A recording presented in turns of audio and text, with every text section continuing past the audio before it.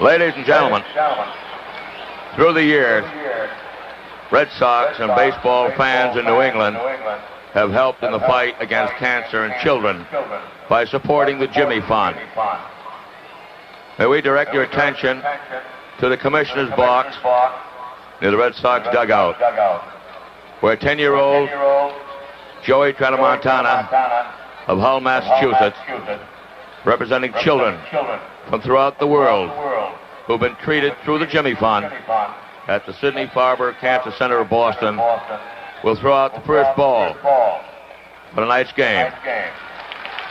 Joey Tramontana of Hull, Massachusetts.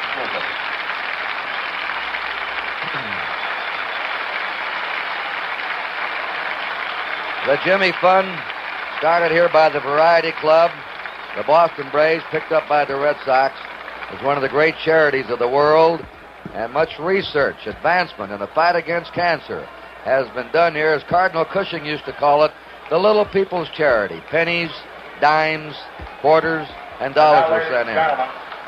And this young man represents youngsters and the Jimmy Fund here tonight. A fitting ceremonial first pitch for Game 7 in Boston. The Red Sox go on the field. Before this World Series started, in our opening remarks of Game 1, we dedicated the World Series to the fans of Cincinnati.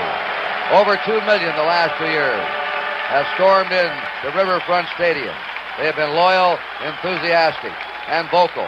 And we dedicated it to the fans of the Boston Red Sox. 1,700,000 came into Fenway Park, one of the tiniest ballparks in the majors.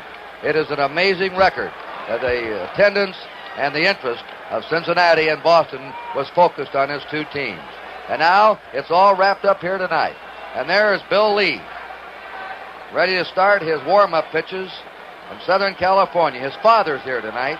His father says Bill Lee is not as far out of space as everybody says he is. He says sometimes I don't understand him, but he's a very sensitive, intelligent young man who's a lot of fun to be around. The Red Sox hope he's fun tonight, and the Cincinnati Reds are going to try and cause him misery. We've had a couple of changes in the lineup. The Reds have moved Joe Morgan up into the number 2 spot and dropped Ken Griffey down to number 7 with a left-hander on the mound for Boston. And the Red Sox, with Bernie Carbo hitting 2 pinch hit home runs in this series, are starting him in the leadoff spot in left field tonight.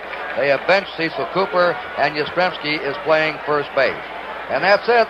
And it's going to be Lee against Gullett. And now it's my pleasure to bring in for the play-by-play of the opening half of this game one of the top broadcasters in baseball, a man who has broadcast the Red Sox games here for the last 15 years, and they're having an orally race here. I think right now if he ran for mayor, he might win it. I'm talking about Ned Martin. Ned? Thank you, Kurt, and good evening, everybody, and good evening to you, Mr. Kubek. How you doing, Ned? Fine. William Francis Lee, as he was born, he may not be that anymore, but there's his motion.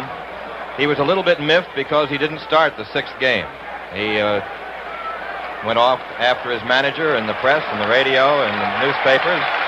He said that Darrell Johnson was taking the heat off himself, but actually I think it's a little bit of a Lee ploy, because that's the way he works off the field. I think what he said afterwards, after he said he was miffed, when he said, if there is a 7th game, the spotlight will be even brighter. And that's the kind of guy he is, pitching tonight. He likes it. Pete Rose leading off, 8 for 23 in the series. One of the big factors in the Reds coming here in the 7th game. Ball 1, we're underway. Rose, a switcher, batting right for the very few times that he has done it this series.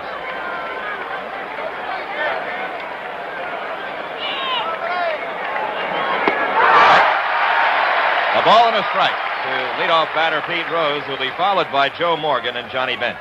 One of the early signs of Lee has it are the batters hitting the ball on the ground. His fastball is a natural sinker. Swinging on the curveball that time. He has a curveball of various speeds. He will cut the fastball, which will run in on right-handed batters. He throws it across the seams. And he has the screwball, a good one. Short fly to right. Long run for Evans. He's there. 1 out. He's covered everything in this series in right field. Short, long into the stands, along the fences. About as good as young right fielders you'll find today. That position out there was made for him because of the spaciousness of this park, with all the room to roam that he has, and also with that strong throwing arm, he can make the long throw. He could play anywhere in the outfield, but right field is his spot with that strong arm across to third base. And he's had participated in something like 9 double plays this year, in which he got assists on knocking people down at home plate and at third. Here is Mr. Joe Morgan, 5 for 23. Ball 1. Joe wanted me to say a happy birthday to his mother, Ollie, tonight, who's watching in Oakland, California. His mother's birthday. Breaking pitch for a strike. The count is 1-1. Morgan is just about odds-on favorite, I'd say, to get Most Valuable Player award in the National League this year, and deservedly so. He does everything. Fastball. Missed. 2-1. Lee likes to work quickly. He's used to move around that 18-foot circle a lot out there, and they started to keep him minding his business. That's 3-1 now. Second game of the World Series, we didn't get a chance to see Lee make any of the fanciest plays he's been noted for behind his back or through his legs. Maybe we'll catch his act tonight. I told you about them, Tony. He can do it. Right. Morgan tried to hold up there, but couldn't. It was in there anyway, according to plate umpire Art France. Joe says, okay. Here's the pitch. He took a little bit off, the sinker ball. Yeah, he went far enough. It was over, too. 3-2 now to Morgan. 1 out, top of the first inning, game 7.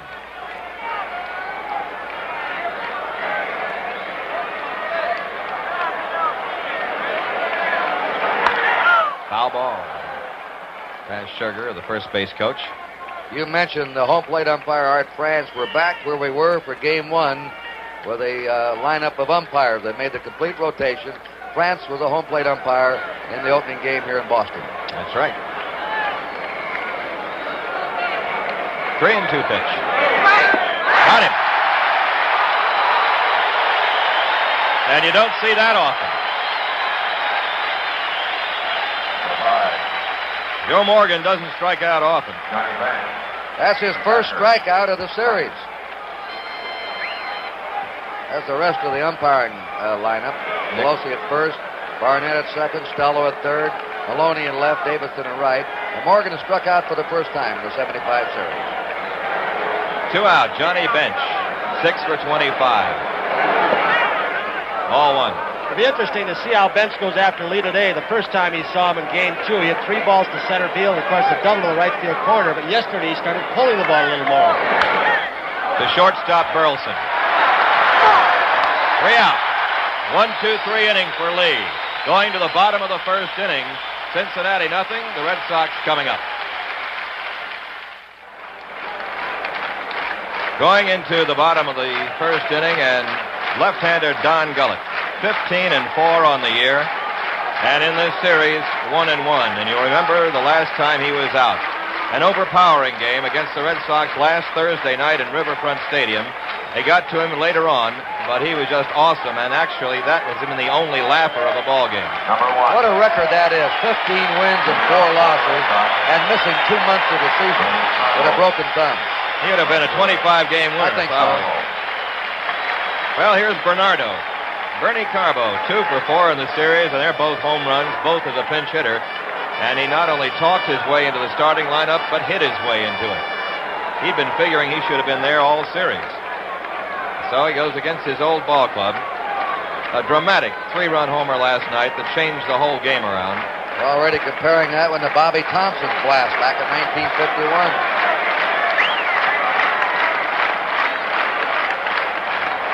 Darrell Johnson has not worried at all about left-hander against left-hander in this one. Carbo, Doyle, Yastrzemski, Lynn, and Lee, all left-handed batters. Right. Carbo is always a good first-half hitter. He was this year, even better than last year. He got into July hitting well. That inside-out stroke, he'll hit to the opposite field. 15 homers. Fastball. 1 ball, 1 strike. First game up here, Gullett did not have what we thought was his good fastball, and he may have been worried about that wall out in left field, especially to right-handed hitters. He was outside, then he had to come in. It's a different pitcher in Cincinnati. Outside, ball 2. Funny, Rico Petrocelli, Tony, said that he looked faster to him here than he did out in Cincinnati, and it's hard to understand because I didn't think anybody in the league was faster than he was last Thursday. He was not only fast, but his ball was darting around in the strike zone. It was moving in all directions. Well hit to left center field, toward the wall. It is off the wall. Taken on a hop by Geronimo. Double for Carbo.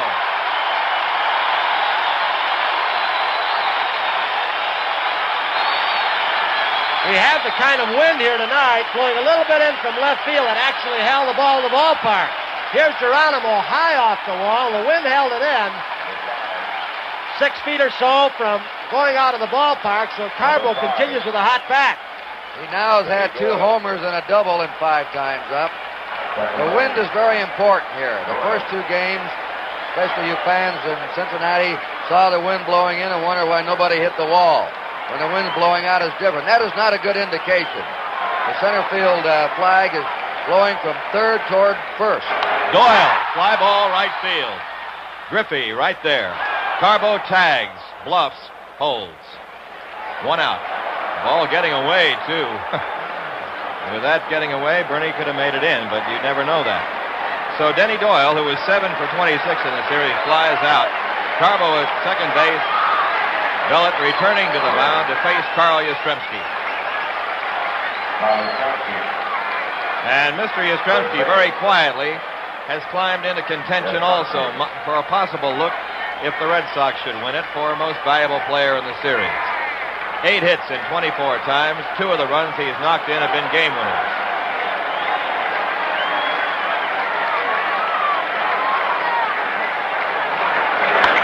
Foul ball. The Red Sox really, as we look at Carbo going back to second base, aside from the men they've been platooning, that's Carbo, Doyle, and Beniquez, have been very consistent with their attack. They all, from number 2 spot through 8, have 7, 8 hits. They've had great consistency at bat, which has been a plus for them. 1 strike pitch. Breaking ball that time, 1-1. Asked Darrell Johnson why Carbo tonight with the left-hander going. He said, because Doyle, Yastrzemski hit Gullett harder than my right-handers out in Cincinnati. Gullett comes in over the top. He's not one of those sidearm left-handers. 2-1. That's the pitch he's going to have to get over the plate with all the left-handers in the lineup for the Red Sox, that curveball. Don Zimmer. In the opener against Gullett, Yastrzemski went 1 for 3 and knocked in a run with a single, and that got Gullett out of the ballgame. Big swing. 2-2. In the game in Cincinnati, Yastrzemski was 1 for 3 also. There's Carlton Fisk on deck. So Yaz is 2 for 6 against Gullett with a run batted in.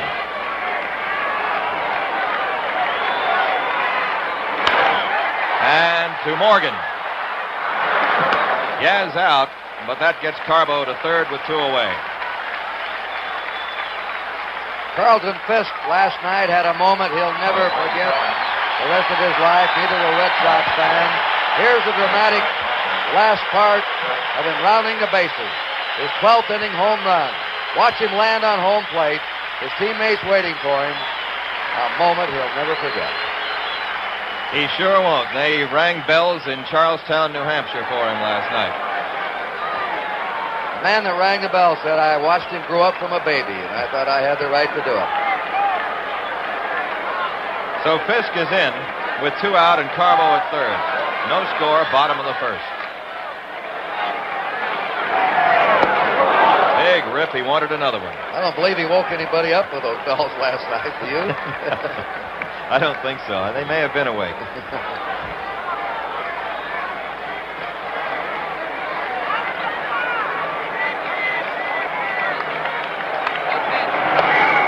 Check swing and a strike. 0-2 to Fisk.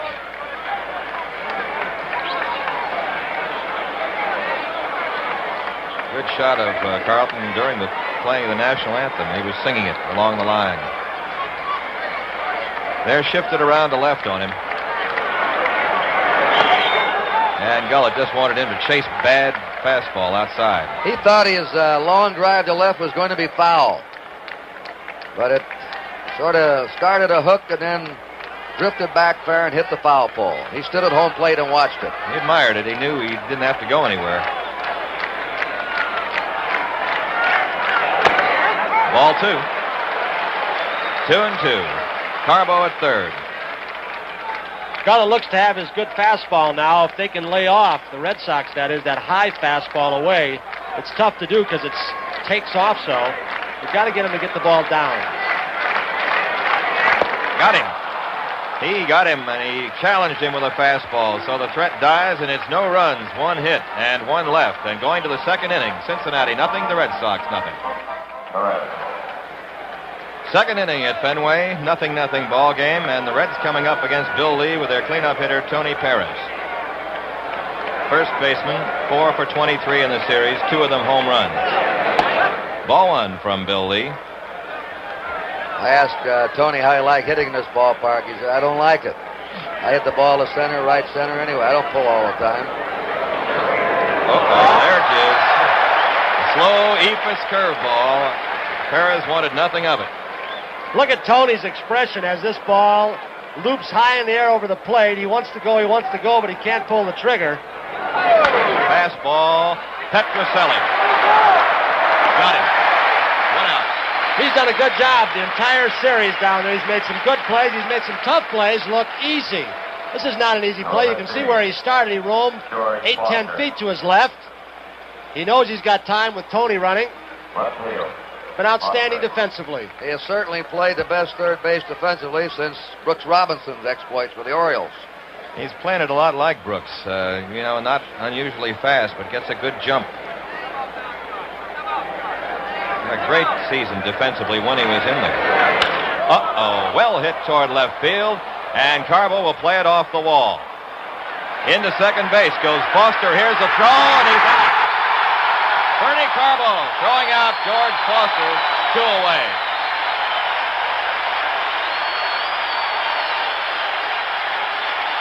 The home park advantage, you're going to see it right now. We've heard so much about the famed wall in left in Fenway. Carbo with Lynn backing him up with a perfect throw to Denny Doyle to get George Foster. Carbo can't do anything wrong. He made a good play last night when they put him in the late inning. He's hitting home runs. He's doubled tonight. He is red hot. Perfect throw. Doyle puts the tag on the sliding Foster. Great positioning by Larry Barnett, the second base umpire. He got right down there in on the play. Carbo, nobody realizes, has a very strong throwing arm. About as second on the club to Dwight Evans and maybe Freddie Lynn. But it's strong and it's accurate. Here is Dave Concepcion up. He's 4 for 24. Here's the tag, Denny Doyle. Foster ran hard right from home plate. When you play the wall like Carbo just did, make that kind of throw with a strong arm, that's what happens. To Concepcion, bounder to short. Burleson. And Yaz picks it off and swings the tag around for the 3rd out. No runs, a hit, and nobody left. After an inning and a half, Cincinnati nothing, the Red Sox nothing. Bottom of the second inning, and Fred Lynn up against Don Gullett. Ball 1 to Freddie, who hit that wall last night. Got the tailbone, but he's back in there. A lot of heat today. 7 for 23 in the series, 5 RBIs. He's 1 for 1. 1-1 now to Gullett, and against Gullett, he has done well. He's 3 for 8 in the 2 games he's faced Don Gullett, including a double, which drove in a run. A ball and a strike to Lynn. And it's outside, ball 2. Don Gullett, considered by many maybe one of the 4 best pitchers in baseball right now.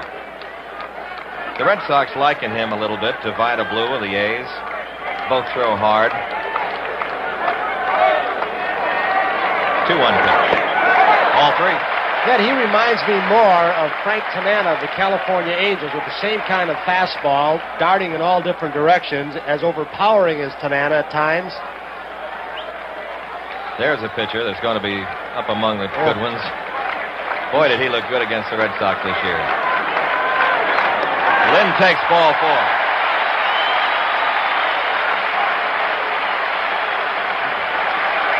Lynn's on with leadoff walk, and there's the Red Sox bullpen. Everybody's there tonight, including Louis Tiant, who said, "I'll pitch if you need me." There's the Red bullpen. Everybody's out there, and that was depleted last night. That was the only empty seats in the house in the 11th and 12th innings.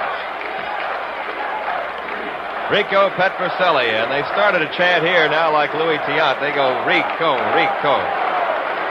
All of a sudden, these things have sprung loose in this crazy little ballpark. Petrocelli 7 for 23 and has played impeccably at third. Well hit to left field. Waydock is hooking. It is going to be a foul ball. There was a Petrocelli shot, much like the Carlton Fisk shot of last night, but it kept hooking. And it's a long strike. He has that Fenway Park swing, that short stroke. He can yank the ball out here. He hit 40 home runs one year as a shortstop. He's tried to eliminate that uppercut in recent years. A few years ago when he was hitting 40 home runs, he had more of an uppercut. He's gone more the opposite way this year, more for average, trying to cut down his swing. Chopper to third, foul. Rose taking it just off the line. Lynn will have to go back again. Petrocelli's had a couple of hits against Gullett. He got it in the two hits off him in the opener. A double, and one hit, a double, and a walk, and he got shut out the last time out. Morgan and Gullett having a little conference right behind the mound. We don't know if he's telling him that he's going to take the throw if the ball's hit right back to Gullett, or tell him something about positioning. Morgan's always in the ball game. We've got a lot of team leaders on this Cincinnati team. Morgan's just one. Rose is another. Two of them in the infield. Benches and bat. Not two. Got him. Rico going for that rising fastball, and the two strikeouts have been on the fastball. White Evans robbed Joe Morgan last night. They call it one of the greatest plays in the history of Fenway Park. Here it is.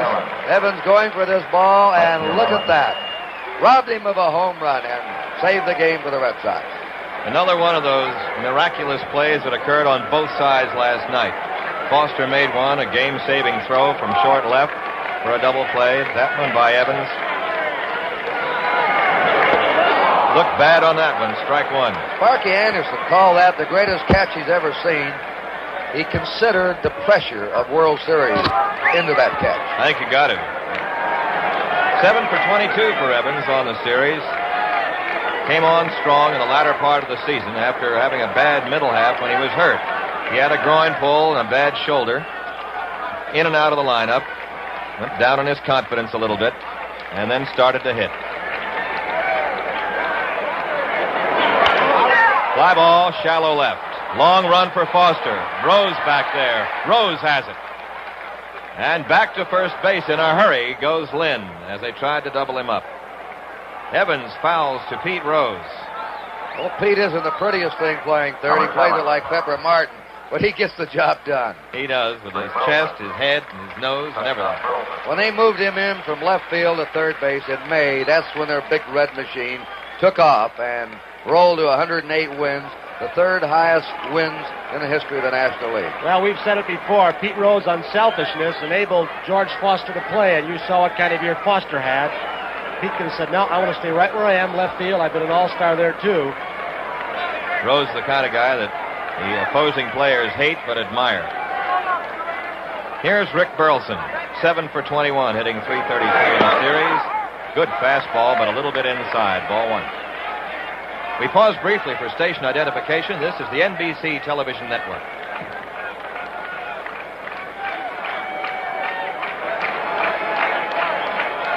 Gullett to Burleson. To the opposite field. It's Griffey right there, though. That's it. In the Red Sox second. No runs, no hits, and one left. And after 2 innings of play, it's 0-0. Last night, Ken Griffey became the first Red to hit the left field wall. He tripled in left center. It's a play that Fred Lynn was injured on when he crumpled to the ground out there. The Red Sox have been very impressed with Griffey. They knew all about Bench and Rose and Morgan. But Griffey, just 25 years old, a 300 hitter, looks like he's on his way to National League stardom. Frank Malzone, a super scout for the Red Sox, I asked after the first or second games, I said, do you and Eddie Casco's plans jibe on these guys? He said, yeah, pretty much on everybody except Griffey. He said he fooled us. We thought that he wouldn't go after those outside pitches. He'd get the ball in on him that he'll have trouble with. But he's hit as well as anybody in this series, and he's hit with power, too. And can he run? Ooh. Ken Griffey on the series is 6 for 24. A lot of extra bases in there. Doubles, triples.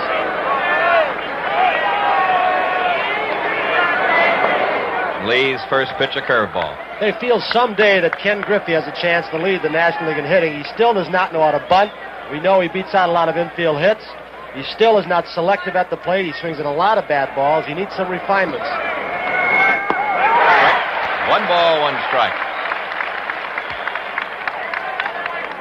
Well, he's going to leg out about 30 points on his average anyway on ground balls.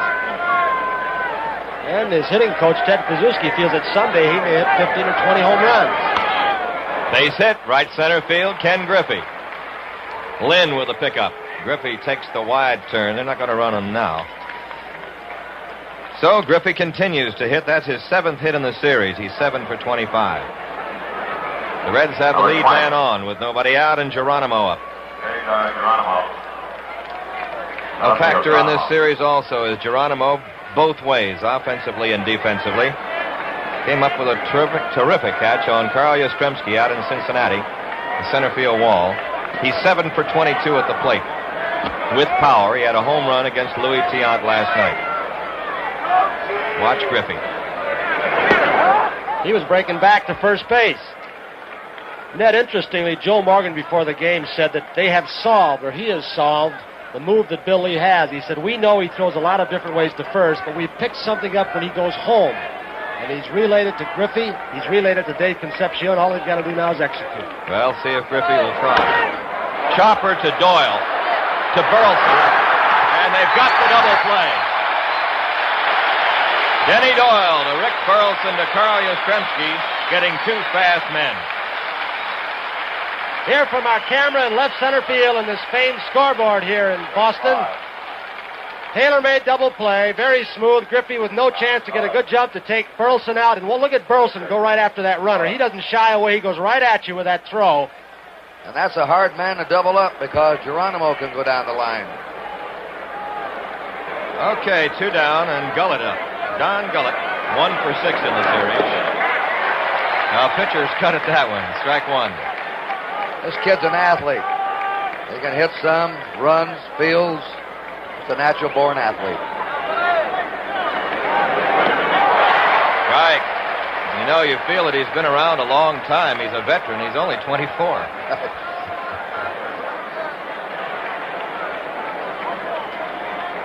William Francis Lee. 1 ball, 2 strikes. You know, Ned, you mentioned he's only 24. He's pitching in his 7th World Series game at that very tender age.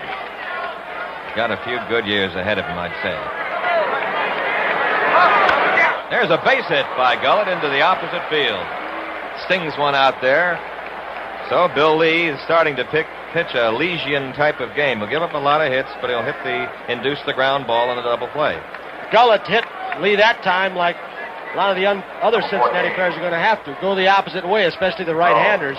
They start trying to pull it. They're on the end of the bat, the ground balls. He's got quite a few already in just under 3 innings. Throws a blooper pitch to umpire France. Pete Rose will be the batter. He flied to right field in the first.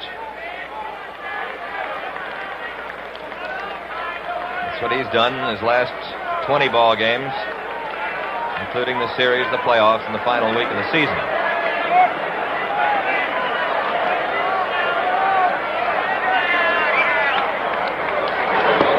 Strike 1. Pete came up last night, said to Carlton Fisk while he was batting, some kind of ball game, isn't it? He appreciated being in it.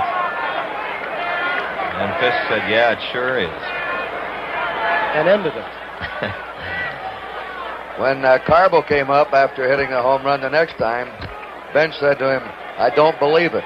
Carbo says, I don't either, Johnny. They needled each other a lot in 1 and 2 draft choices.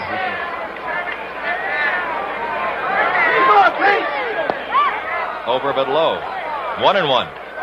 Yastrzemski with Gullett on first base is really off the bag quite a bit, protecting that hole between him and Doyle.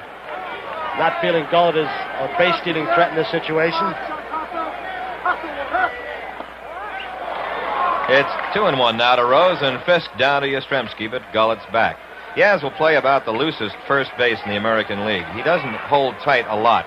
He would against, a Griffey or somebody like that, or a Morgan. But he'll half hold a lot. Foul ball. You had George Scott up here, Ned, for quite a few years. There's Alex Grammas, and he's one of the best in the business. But Yastrzemski plays an excellent first base. He isn't just an outfielder moved to first base because he couldn't run anymore. He plays that position well. He said the worst part about it was learning the positioning, where to be on balls hit to right or center. That was the most difficult part. Otherwise, he can get ground balls. It's not all that easy. They think they can just put anybody over and play first base. A lot of fancy footwork involved. There's that play, Tony. Lee is going to try for the man at second, and he's got him. Throws to Doyle on a hustle play by Lee, and we'll watch it again. And Gullett, by not sliding, first of all, watch Lee. Between the legs, he knocks the ball down. There it is, the play that he has patented. He gets the ball to side. His only shot is at second base, and Gullett, by not sliding, is out at second. Okay, at the end of 2.5 innings, no score.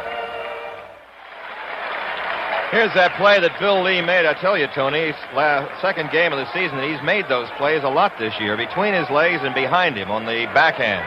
And he made a good fielding play, a very close play at second. Here's Lee up now, and there's strike one. So it's no accident. No, it's not. That's the way he follows through, and the glove just kind of guides itself somewhere.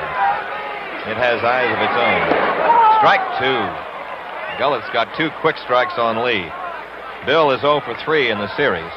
He likes to hit, but he hasn't hit much. And he tries to bunt on third strike, and that's strike 3. That ball was nowhere near fair territory, as you see. With Bernie Carbo coming up, when he was with the Reds, he used to carry that gorilla around with him, that toy gorilla. Whatever happened to that? His name was Mighty Joe Young. Scipio Spinks, a pitcher for the Cardinals, sent it to Bernie when he was over here for good luck. And Bernie took it around the league with him and got so bad that some of the players threatened to burn it. So he finally sent it home. We had it in our booth for part of the year, but there's a lot of Bernie Carbo stories. He had it down in Dallas. He put it up on the table with him and ordered coffee for it and separate checks and things like that. Ball one. This year he had the Buddha, the Counteract, the Witch Doctor from the Orioles. Yeah, he's got a little gold Buddha. Yeah. Did the gorilla pick up the checks? No, Bernie had to pay for it. That's why he got rid of it. 1-0 pitch. It's inside, and 2-0 to Carbo, who doubled his first time up.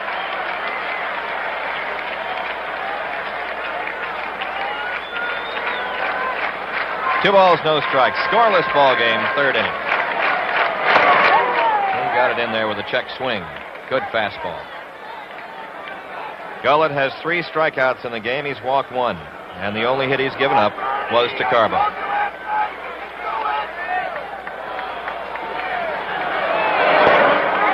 Breaking ball, 3-1. He still hasn't been able to get his breaking ball over, and the Red Sox will continue to lay back, look for the fastball. 3 balls, 1 strike to Carbo. There's the fastball, and he's got it by him. 3-2. Last night, it almost looked like the pitch that he nearly struck out on before he hit the home run in the 8th inning. He was as jammed. Rose said, he had a pitiful swing on it, then he turns right around and wham into the center field bleachers. All he was doing with that pitch was fighting it off. 3-2. To the opposite field, but foul. The Reds book, put together by Ray Shore. There's Mrs. Gullett.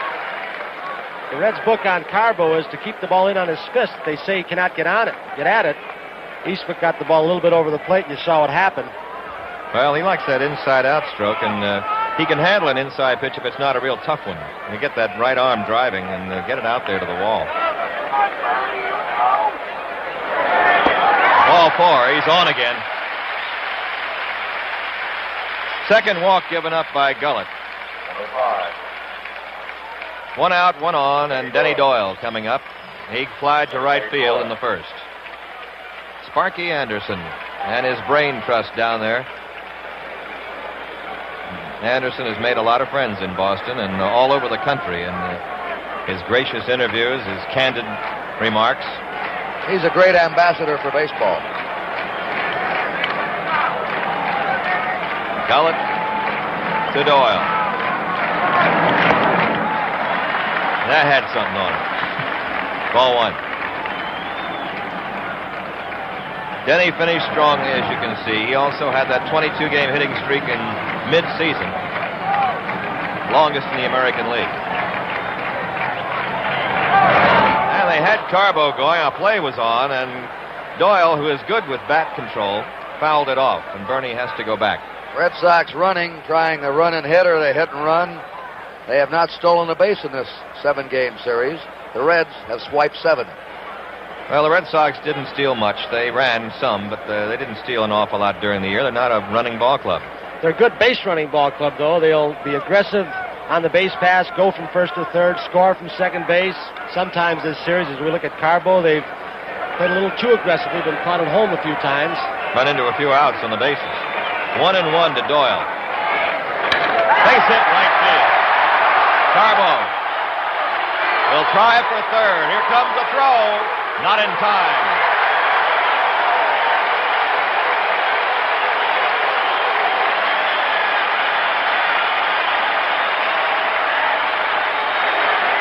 Carbo at third on a solid single to right field by Denny Doyle.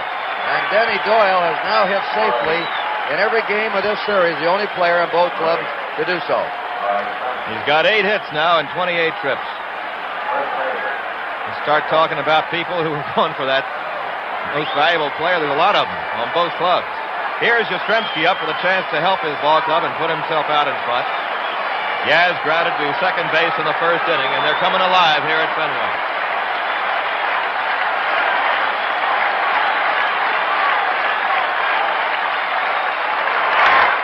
Base hit, right field. Carbo scores.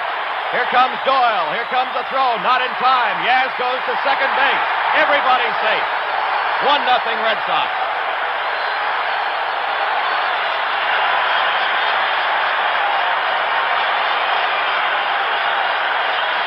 There's Sparky's on the phone to his bullpen. He has Sugar making the call. 2 consecutive plays on balls hit to Griffey. He overthrew his cutoff man. The Concepcion going to third. Doyle did not take advantage of it, but Carl Yastrzemski did. He kept on going to second. There's Pedro Barbone, who's getting loose. It's also like Jack Billingham taking his jacket off. Good base running by Yaz, Ned. Excellent. He took that extra base, and he had it easily, as Griffey did overthrow. And now the Red Sox have runners in scoring position. Second and third with 1 out, 1 run in, and the left-handers have been hitting Gullett this inning. And Fisk is going to be put on. First base open. They'll take their chances with Freddie Lynn. Out in Cincinnati, it was Doyle and Yastrzemski who hit the best shots off Gullett. They were better than the right-handers in the Red Sox lineup, as we said earlier, and they've been that way tonight. So Anderson wants Fisk out of there, although Gullett did strike out Carlton his first time up. But they want to get the bases loaded, take the chance on the force at any base, or set up a double play with Lynn, a left-handed batter, on deck.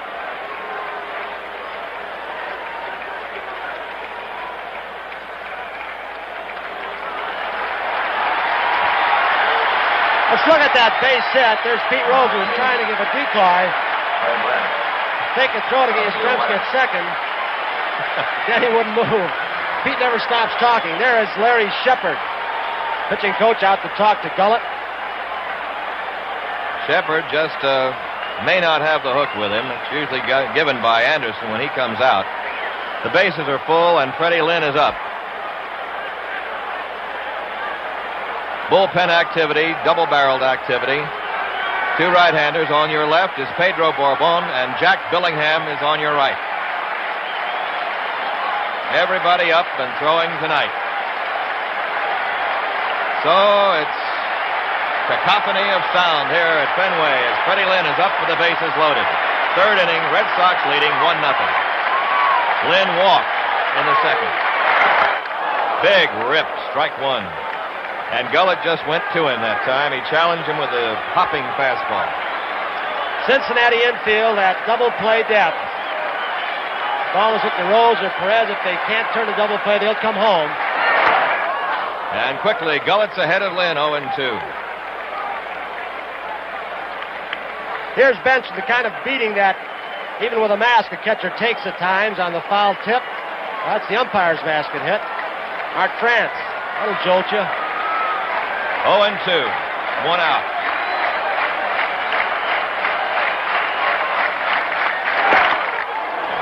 Little bit low, ball one. Didn't miss by much. 3 on. Doyle at third, Yaz at second, and Fisk at first. Looking over the shoulder of Carl Yastrzemski as he looks over his own shoulder towards coverage possible by Morgan. 1-2 to Lynn. Ball 2. Didn't miss by much. Been low twice now to Fred.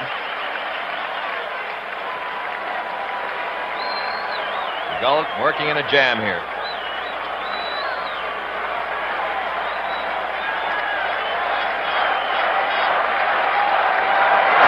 Strike 3. And Lynn doesn't care for the call as he is out on strikes. A called third strike and a clutch one for Gullett. That's his fourth and the biggest of the game so far for Gullett. Now it's up to Petrocelli. He struck out in the second. Rico had a foul home run his first time up and then struck out.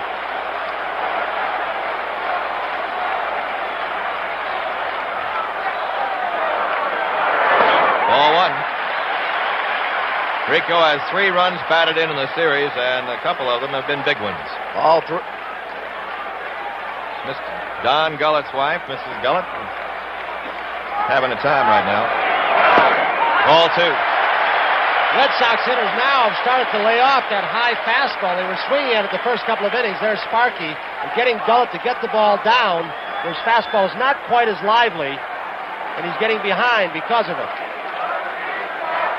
2-0 to Petrocelli. Bases full. Ball 3. No place to put him.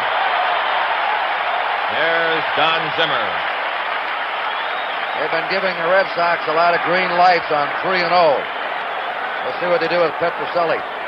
Don't know about now. With the way Gullett's been throwing to him, might let him come in with one and see if he gets a strike. We'll see. Of course, if Rico gets the ball in his wheelhouse, he could lose it here. Petrocelli right now is 9 lifetime Grand Slams, and that's more than any active player now in the American League. He's taking. Harmon Killebrew had more, but he's out. Foul, and Gullett's right back with him, 3-2. Here's a big pitch. Everybody will be going. See if he works from the stretch. Some pitchers don't, and it's a big mistake. Concepcion now having a conference with the third base umpire. I don't know what is happening. There might be a light somewhere up in the press box shining in his face. They're asking that it be turned out. That's Dick Stello, the third base umpire. Somebody's flashing something in the eyes of Concepcion. That light up there over press row. Looks right off to the left there. Maybe the one bothering him. All right, 3-2. Full windup. Runner's gone. Ball 4.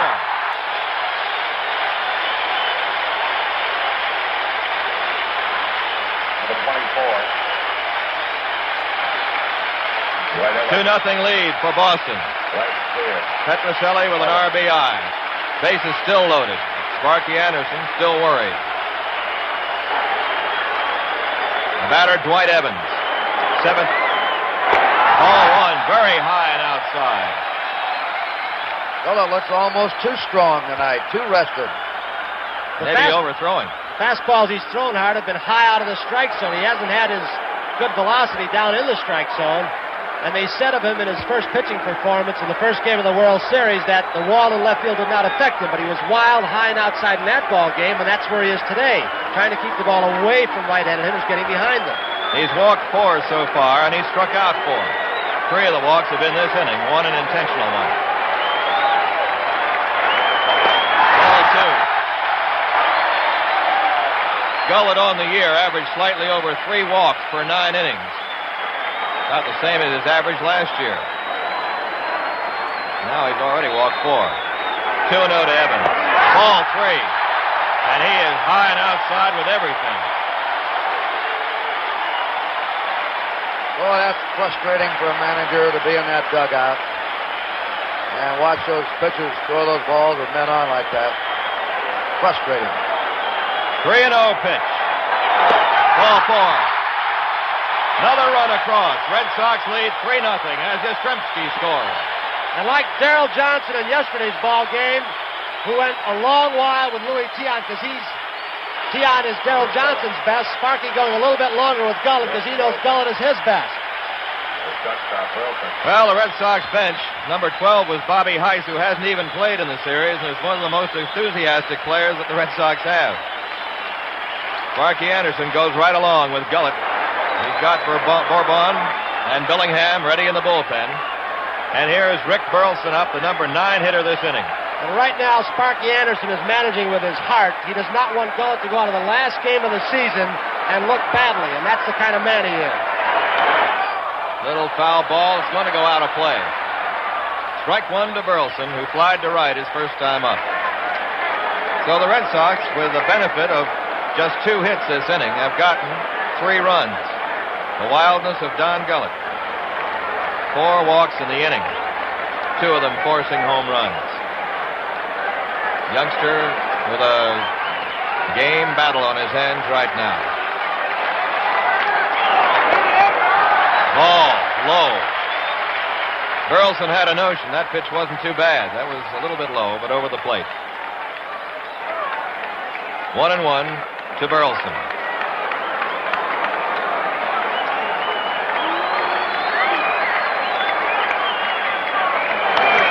Carves a foul out of play. 1 ball, 2 strikes. Gullett has a stuff tonight. There's no doubt about that. He's in throwing that hard. strike zone. You're not getting around on him. All the hits have been by left-handers, oddly enough. The right-handers haven't been able to get around on him. Doyle and Yastrzemski pulled him, and Carbo went to the wall for the base hits. It's 1-2 now to Burleson. 3-0 Red Sox, 3rd inning.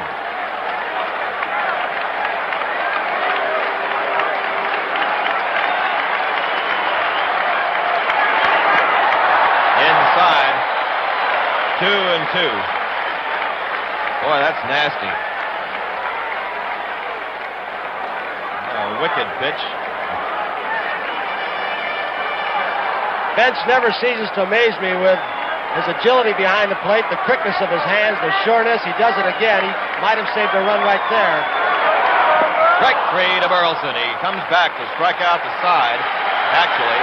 And 3 runs for the Red Sox. They had a pair of hits, and they leave 3 after 3 innings, 3-0 Boston. It's a hard way to become a freebie, isn't it? Well, I'll say. You're going up there to nosebleed heaven there, I believe. You're right on top. Those kids are up there. They're lighting sparklers. They're having a great time.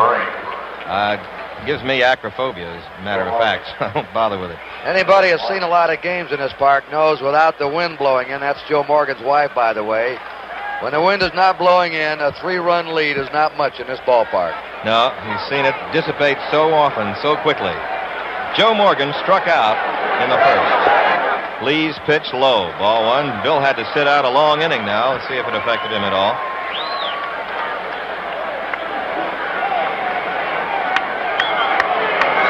There he bunts. A beauty. Lee will play it, not in time. He can't get it over there. He had to make a do-or-die effort with his bare hand, but a perfect bunt by Morgan. And this is something that Morgan rarely does. He doesn't beat out many bunts. He doesn't try to. He likes to pull the ball. This is just perfect. As soon as he made Yastrzemski try to field it, you can see how Lee falls off toward the third base side. No chance for a play, although Lee makes one heck of an effort. Tried to scoop it to Yastrzemski, but that's a base hit in any ballpark. A perfect drag bunt. Now let's see if Morgan, even though he's down 3-0, tries to excite the Cincinnati ball club and try for the steal. He's done it in the past when his team's been down. Well, he seems to have figured out Lee's move. At least he says he has, and told Griffin and Concepcion and others about it. Johnny Bench is 0 for 1. He grounded to shortstop in the first. There's Morgan with his lead. And a good one. About a 5.5 step lead.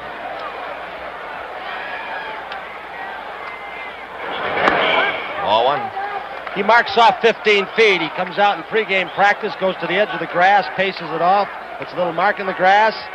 2 feet longer on left-handers than right-handers, which is unorthodox.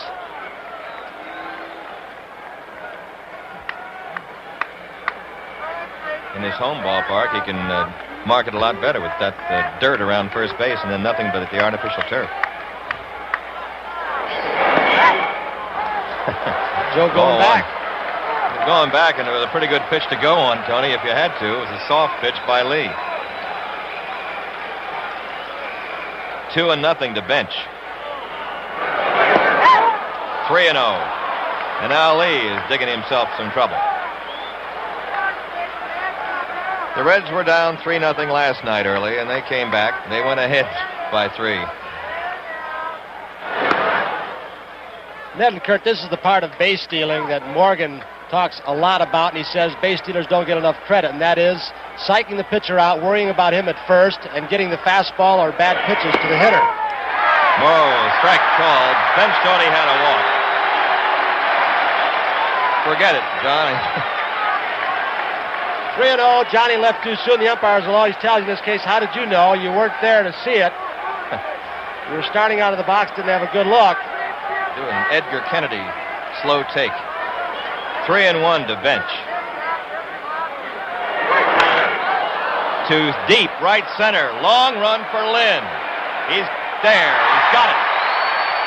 And can't make any other play. Morgan plays it cozily, and Dyke Evans fell down. Almost got in his way.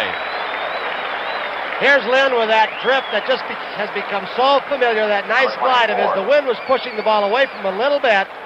He had thoughts of going to first to throw behind Morgan, but Evans got in his way. That was a good pick there, wasn't it? Good rolling blocks. Lynn is very deceptive in covering ground with those long, graceful strides. All right, here's Tony Perez. Grounded to third his first time up.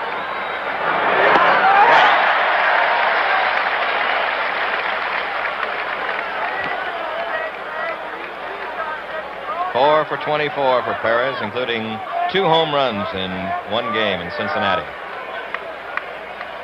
There's Lee's move. Bill picked off a dozen people this year.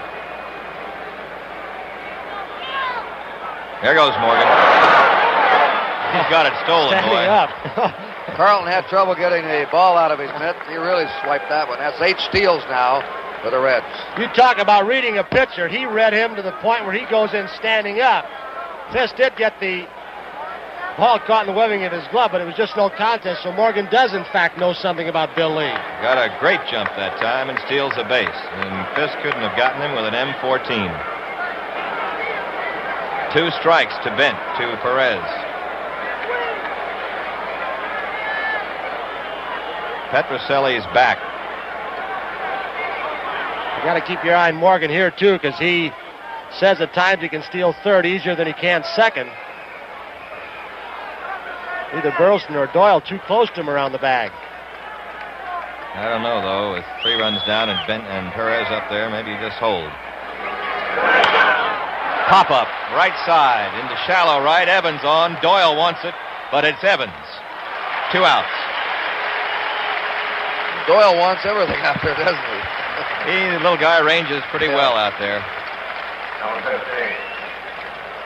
So now there are 2 down with Morgan at second, and here's Foster. And George has 8 hits in the series. I'd have to think if this man played in this park half the season, he'd love it. That 20 home run total of his, or a little bit more than that, might be 30 or 35. He is really built for this ballpark. He can hit here. And he's going to be a fine, fine ball player for years with Cincinnati. They got him from San Francisco, and a great pickup. Everybody said, who's George Foster?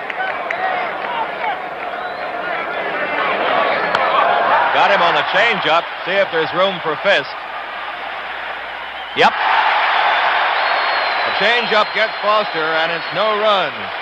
1 hit and 1 left. After 3.5 innings, it is 3-0 Red Sox. That's our handheld camera. What composition? It looks like something out of an old Sherlock Holmes movie. Somebody hanging. But he's watching the game, and the Red Sox bat in the 4th inning. It is Bill Lee leading off, ball 1. Don Gullett in there. Walked a couple of runs home and gave up another one in the 3rd, but got out of it by striking out Burleson with the bases loaded. A strike to Lee, who fanned. Well, he didn't fan. He struck out his first time up. He tried to bunt on the 3rd strike and fouled it off. 2-1. Lee was a pretty good hitter in college at Southern Cal. He'll tell you. But all pitchers do tell you that. 2-2. Did he bring his honey to the ballpark tonight? Yeah, he always has that. And the ginseng and all those other incantations he goes through. He's on to transcendental meditation a little bit. Reads Kurt Vonnegut. And he gets a base hit to right field. All the hits by left-handers. Right. Bill Lee with his first hit of the series. Gullett continued having problems getting his breaking ball over. That looked like a curveball or something off speed that he just hung up in the eyes of Bill Lee. Bernie Carbo coming up, and he's perfect on the night. Has doubled and walked and scored. 3 for 5, a double and 2 home runs.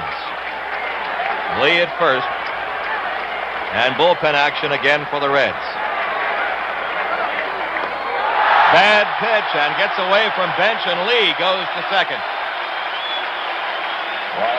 Wild pitch. Gullett trying to bust Carbo high and tight to make him pop the ball in the air. Bench starts moving out a little forward and then loses the ball off the edge of his glove. Scored as a wild pitch. They may have a change of Red Sox strategy now. Don Zimmer, the third base coach, talking to Carbo with a runner on second, nobody out. As you look at Fred Norman, a left-hander, and Pedro Borbon, the right-hander. So Sparky's got people ready as Carbo comes up with a count of 1-0. The Red Sox leading 3-0 in the 4th inning of Game 7. It's high, ball 2, and Gullett is way up on everything.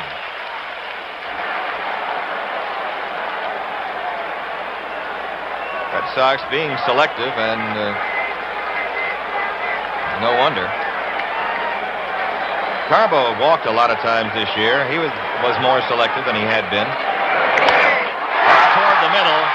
Morgan looks at third but goes to first. Carbo's out, but Lee moves to third with 1 out. Bernie does his job. They took the bunt off. He was trying to pull the ball. Just gets by Gullett to his left as he falls off to the third base side. Little Joe with a good play. He's done a good job defensively. He goes very well to his right. Now the Reds have to bring the infield in. With 1 out, Bill Lee at third, and the Red Sox ahead 3-0. Yeah, they can't start conceding runs now. If they're down by 3, they can't lay back and say, we'll get to anybody safe. They got to cut a run off the plate if they can. They're in about 2/3 of the way anyway. That's shortstop Concepcion. Check swing, and it's taken by Rose. Fair ball. In time to get Doyle, and a break for the Reds as Denny Doyle on a check swing grounds to Rose and makes the play. Good piece of base running by Bill Lee. A lot of base runners might have been caught off on this one. Rose goes for him. It seems Lee's back. Gets the runner first. Okay, 2 down, and Lee at third base, and Yastrzemski up.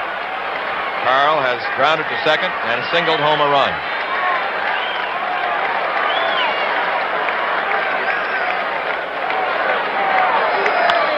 Pop-up, sky high and playable.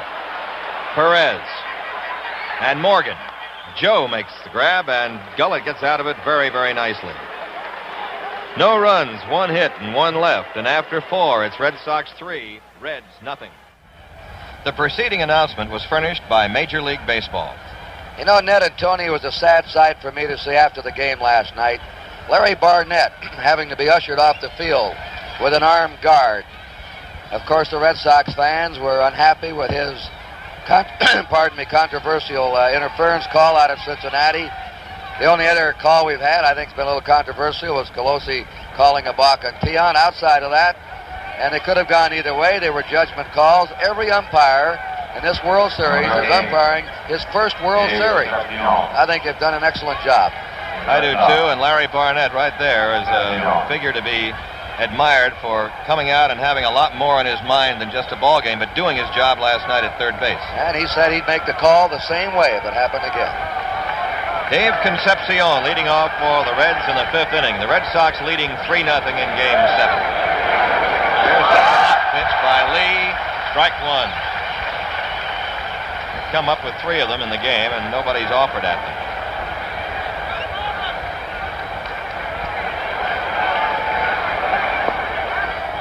Ball 1. A lot of showmen in this game of baseball, but the Red Sox have 2 of them. 1 pitched last night, Tiant, and 1 is pitching today. There's Griffey.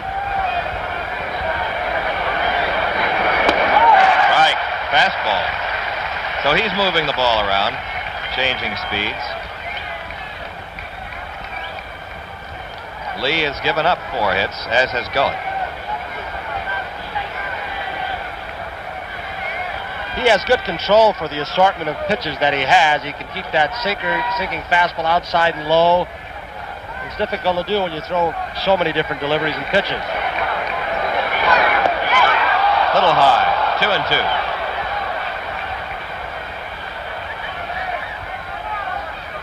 This big crowd here, galvanized. Went for the fastball, and it's 2-2 to Concepcion.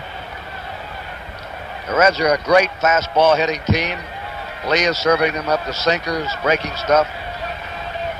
Well, he pitched as good a game as the series has seen, really. Sunday a week ago. Ran into trouble in the ninth and giving up that leadoff double to bench. Opposite field, Yaz backhands, has to hurry, not in time.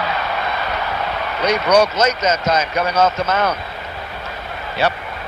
His style of falling so off the mound toward third base got him in trouble that time, and of course Concepcion leaning over the plate for the outside pitch got a good break out of the box. Watch Lee hustle over right at the end. He has the ball in his grasp. When he tags Concepcion, well, he never did have possession. Yastrzemski led him well on that, but he never did get the tag made, and he dropped it. We have a man at first base now who's attempted 3 steals, completed all 3 in this World Series, and stole 33 out of 39 during the year. Concepcion. He's got 5 hits now in the series. Ned, I think this is where you see in Kurt difference in the style of play in the American and National League. There are just a couple of teams, California Angels 1, who will steal bases when they are behind. They do it a lot more in the National League, as Morgan showed earlier in this ball game, and don't be surprised if Concepcion goes. They have the team speed, and of course in the National League they have a lot more artificial stadiums, artificial turf stadiums, making the running game a little bit more effective. Griffey 1 for 1, single to right center. Pickoff attempt by Lee.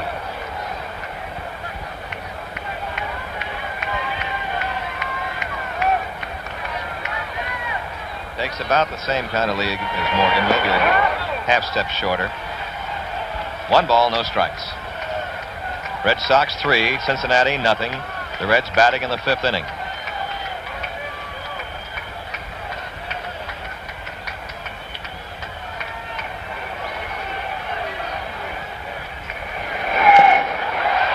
And a pretty good rip at that. Sinker. fouled it off. 1 ball, 1 strike. Difference in pitching tonight. Lee has given up more hits, 5 to 4 for Gullett, but Gullett has been walking batters and Lee hasn't. You know, Lee will pitch a lot of 10 and 12 hit ball games, Kurt. He'll and win them. He'll throw the double play ball and the grounders, and it exasperates managers a little bit, but that's why they tried to have him run the ball in more on right-handed batters this year than he used to. There's a ball, and the count is 2-1. That I imagine that Lee will go during the course of the year some ball games where he get 15 to 20 ground ball outs. Right. He has an average of about 15 to 17. He doesn't strike out too many. They wanted him to try for more strikeouts by using the fastball more and close. There's the move. A look toward the plate, but the move definitely to first.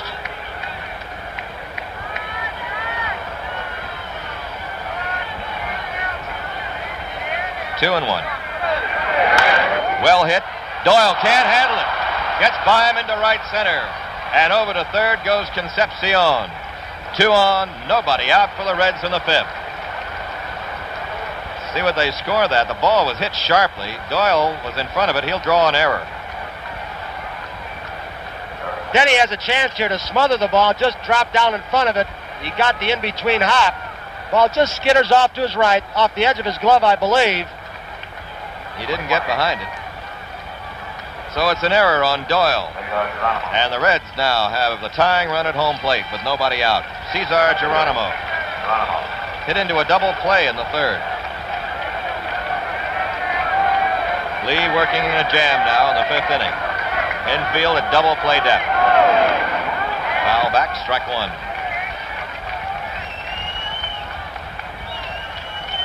They will go for 2 now and give up the run if they can get the double play.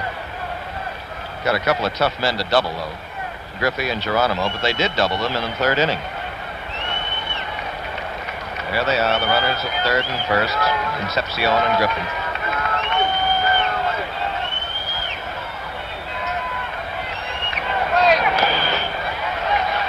Chopped that one, 0-2. Sparky Anderson might be confronted with a tough decision with Gullett, the on-deck hitter, whether or not to leave him in.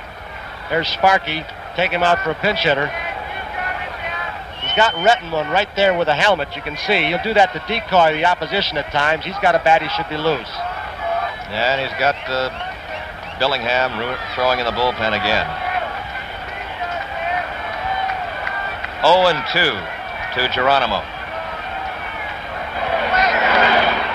Jammed him again, and he fought it off. 0-2, and Lee is working hard now.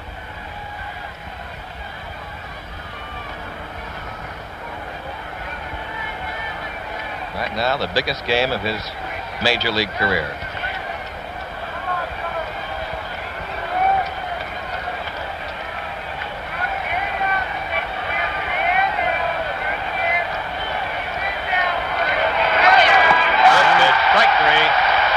No argument there from Geronimo. And the big strikeout for Lee.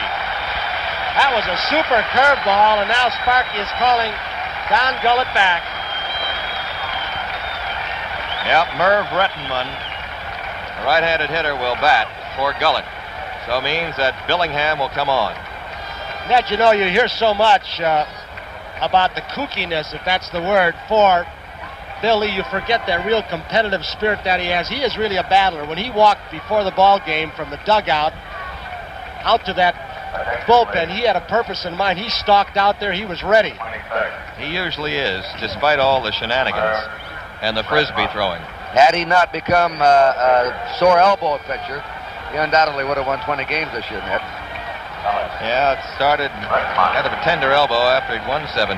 He would have been the first one to win 20 of the threesome they had starting. Here's Merv Rettenmund, who's 0 for 2 in the series. Lee's last win was August 24th against the White Sox here in the rain. Rettenmund 0 for 2, formerly with the Baltimore Orioles.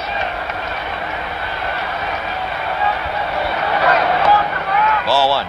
This fella was a very good outfielder. There's Concepcion at third base.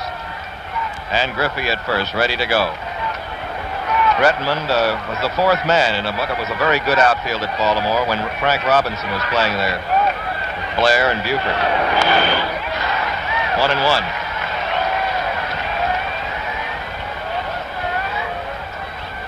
1 ball, 1 strike to Murph.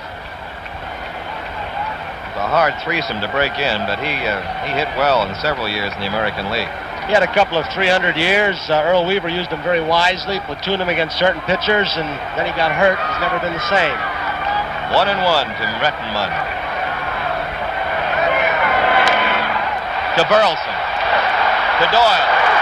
To Yak. Double play, and Lee gets out of it. 6-4 to 3, and he engineers another double play. No runs, 1 hit, 1 error, 1 left. After 4.5, it is 3-0 Boston. Well, here we are, winking, blinking, and nod. Halfway through this ball game, which is a beauty. 3-0, Red Sox leading. The walks by Don Gullett. Billingham is coming on the pitch, and Kurt Gowdy, you got it the rest of the way, babe. All right, it should be quite a ball game.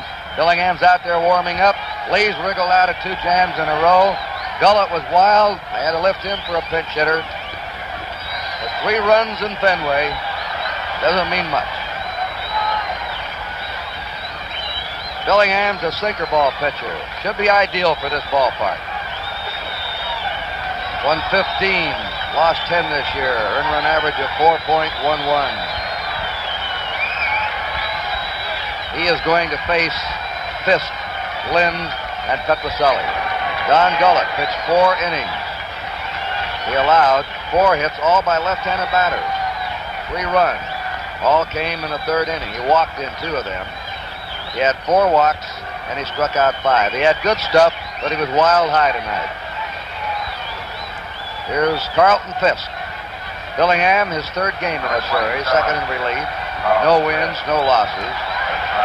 He has been an excellent World Series pitcher. He's allowed only 1 earned run in 20 2/3 innings of World Series pitching. Fisk has struck out and walked intentionally. They play him deep and toward left. He's the most dangerous hitter in the Red Sox lineup to aim at the left field wall. Strike by Billingham.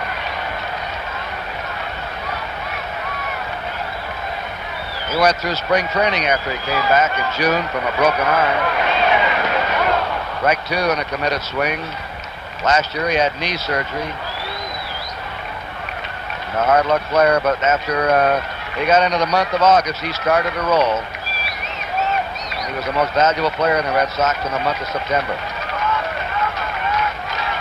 We've seen 2 classic catches in this series, Bench and Fisk. A little bit high.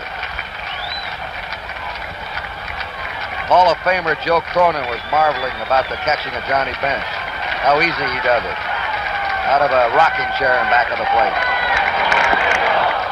Sinker ball fooled Carlton Fisk. Billingham strikes out the first man he faces. And again, the long relief man becomes very important in a World Series game. With his team behind, Billingham has to hold the Red Sox. Fred Lynn has walked and taken a called 3rd strike.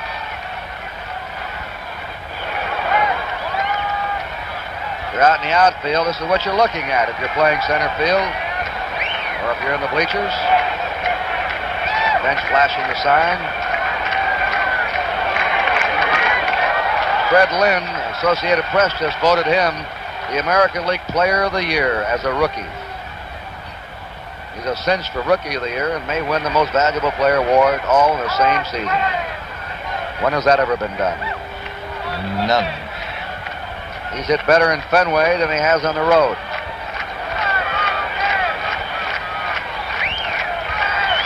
The count 2-0. Now it's 3-0 to Lynn. A lot of his home runs were on the road, though, because this isn't tailored for his type of hitting. He's not a screen hitter here. He goes for center field, right center, right field. Strike, 3-1. He used to have a broadcaster here in Boston years ago. He was a Hall of Famer named Frankie Frisch. And he used to moan on the air, ooh, those bases on balls. And that's what Sparky Anderson's moaning about tonight. Ball 4, and Lynn is on. And the Red Sox have received their 5th walk.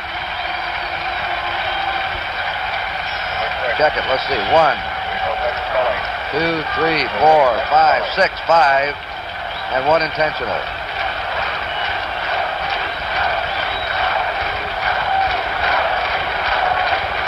Petrocelli has struck out and walked. Nearly had a home run his first time up on a long foul drive to left.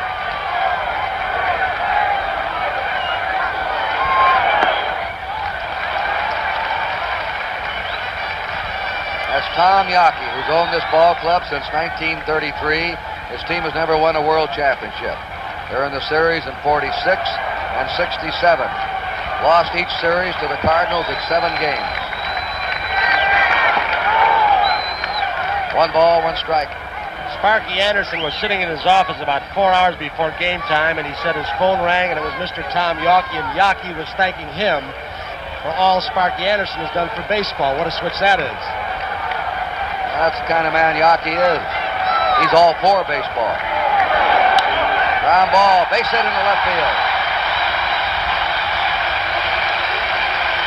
Well, the Red Sox have runners on first and second, 1 out. They're ahead 3-0, and the batter is Dwight Evans. Evans is fly to left, and he's walked. Dwight Evans.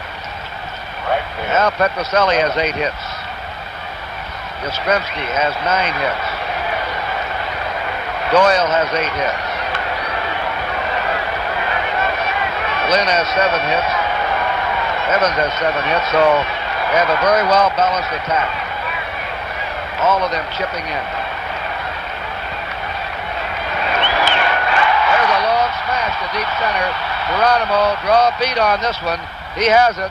The tag at second, and Lynn is coming on to third.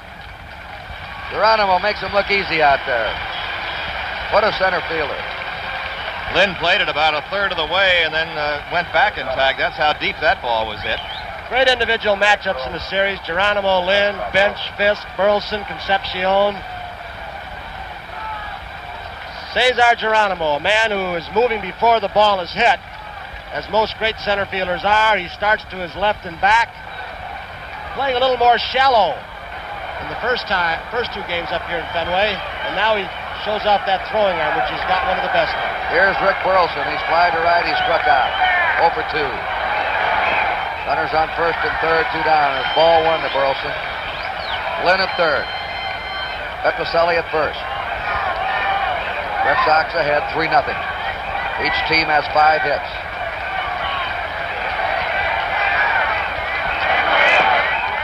Ball 2.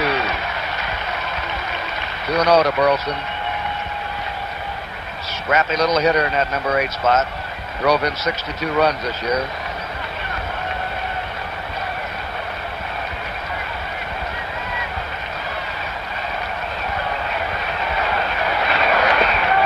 Two and one.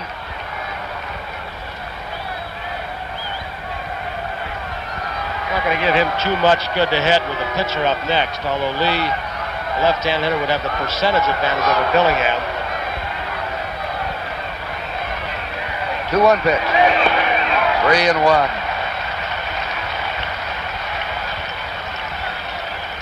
That's Joe Garagiola on your left. Marty Brenneman, Cincinnati announcer, on your right. They're over there broadcasting around the world tonight on NBC Radio.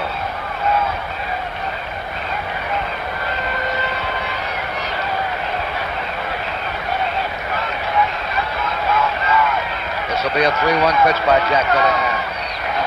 Runner going. Outside, ball 4, and the Red Sox have the bases loaded, and Bill Lee has a real chance to help his cause. I'd like that single now.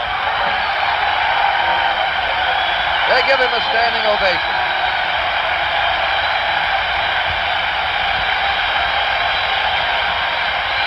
He's had 5 shutout innings. Long ways to go. Part of that is due to the great pitching performance in inning number 5 when with men on first and third, nobody out. He called strike on Geronimo and then the double play. That was a great piece of pitching by Lee. Whacks it back. 0-1 to Bill Lee, who has struck out and single to right. He's not going to be cheated on his cuts, I don't believe.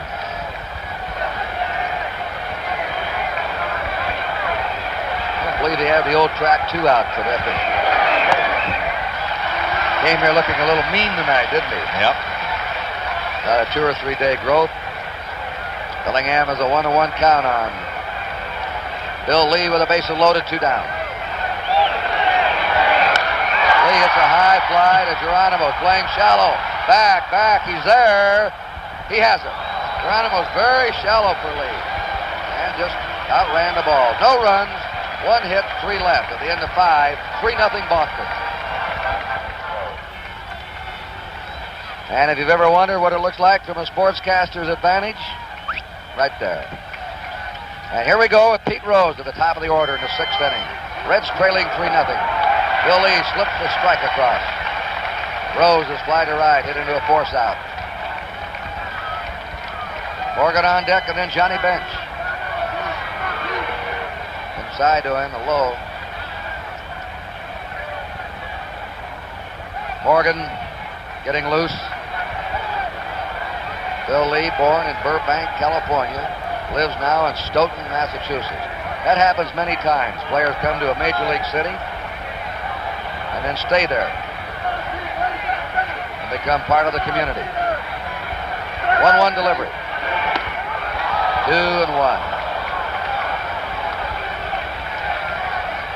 Those that joined us late, the Red Sox scored 3 runs in the last of the 3rd. Don Gullett walked in 2 of the runs. That's been the scoring. There's a base hit by Rose in the right field. And the 4th inning in a row, the Reds have had their leadoff batter get on with a base hit. Rose now has 9 hits in this series. And Yastrzemski has 9 hits. They're the leaders. And we're starting to get our first action in the Red Sox bullpen. Morgan has struck out and then beat out a drag bunt. Fouls it back.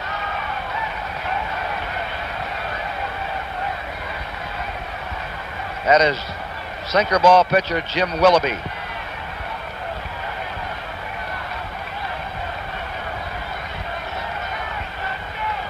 Rose at first. Nobody out. 6th inning.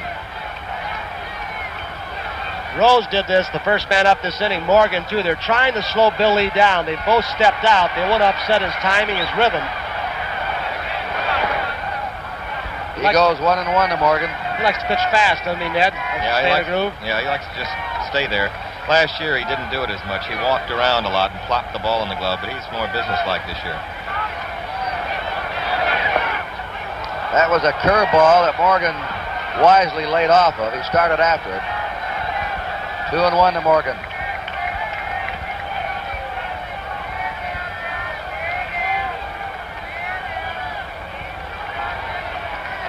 Short lead at first by Rose. There's a fly ball. That's a tough chance, baby. No, Evans comes on. Ball went farther than it looked. Hit it off the bat handle, but it carried. That's how strong the little man is. Evans was remembering last night and playing him pretty deep, too. Johnny Bench has grounded out, flied out to deep center. He's hit the left field wall once in this series. Last night he singled off the fence.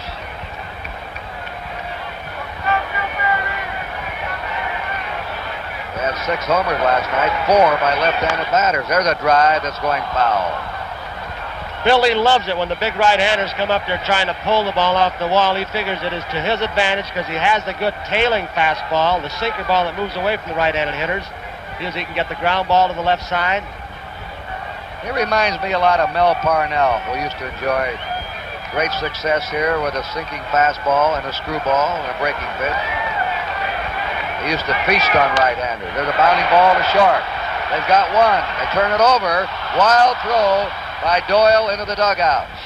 They had the double play, and Doyle threw it away into the Red Sox dugout. Doyle was looking down at Pete Rose. He heard Pete coming. Here's Burleson with a nice, easy flip. Now watch Denny. He knows Pete Rose is coming, and Rose caused this wild throw. There it goes with coming in hard. Doyle is a very good man on the the middleman on the double play. He very seldom makes a mistake like that, but it was a good bit of base running, as usual, by Pete Rose. And Doyle has been charged with his second error of the night. Bench winds up at second, 2 down. Tony Perez up, is grounded out and popped up. Red Sox ahead 3-0 at the top of the 6th inning.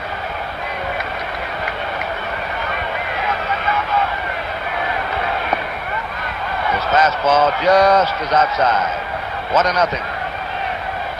Red Sox have already turned 2 double plays in the infield and had time to make it 3. But they messed it up, or Rose messed it up. There's his blooper pitch. There it is. A high drive. He was waiting for that one. That one is gone over everything. Perez timed that blooper pitch and slammed it over the screen out on the Lansdowne Street. And now we have another 1-run ball game in this World Series. That was a tape measure home run as the Cincinnati fans come alive. Mr. and Mrs. Bob Howsam alongside the dugout. He almost looked like he was waiting for it. You wonder if Bench had something to do with it down on second, relaying some signs, which can't happen with a catcher on second. Tony Perez now has had 3 homers. There's Mr. Howsam in the dark suit. He is the president of the Reds, just signed a new 5-year contract. Should have signed him for life. Well, that ball was creamed. It hit the turnpike out there, I believe. That's his 3rd homer, and he has 7 RBIs. That's the most in the series. And now it's 3-2 Boston. Foster backing out on Lee.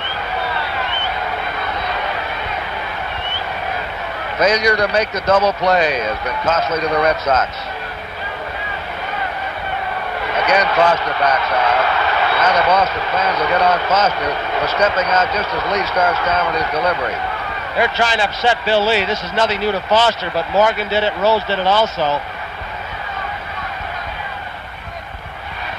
And Lee brushes him back. Ball 1. Foster has singled off the wall and fouled out. 2-0.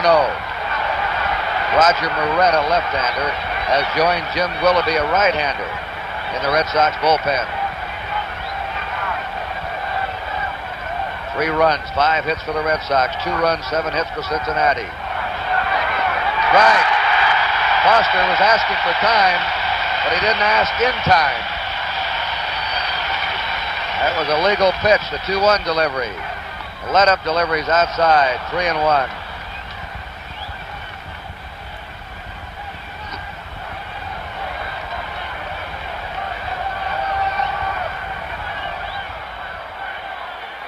pitch. It's a high fly out to Evans and right. Drawing a bead. And that's out, number 3. 2 runs in for Cincinnati. 2 hits, a home run by Perez. Nobody left at the end of 5 1/2. 3-2 Boston. Next Sunday, National Football League action continues on NBC with a doubleheader. Check your local listings for the games in your area. You'll also be seeing Grandstand beginning at 12:30 Eastern Time, hosted by Jack Buck. Grandstand will be on in and around NBC Sports live events every Sunday, bringing you features and timely commentary on the sports scene. Next Sunday at 12:30. There's your lineup, and most of the fans in the country will see the Miami Dolphins and the Buffalo Bills in Buffalo. All right, it's Bernie Carbo at the top of the Red Sox batting order. Last of the 6th inning. Dillingham starts in with a slow curve that drifted outside. Carbo is doubled, walked, grounded out. He scored a run. Carbo, Doyle, and Yastrzemski. 1 ball, 1 strike. The Red Sox lead has been sliced to 1. I think these teams prefer it that way, it seems. We've had 2 extra inning games, 4 one-run games in the series. The chopper foul. 1 ball, 2 strikes to Carbo.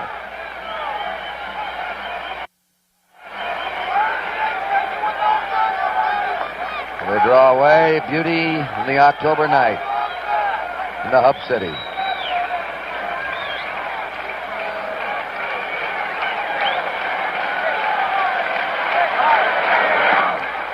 Two balls, 2 strikes to Bernie Carbo.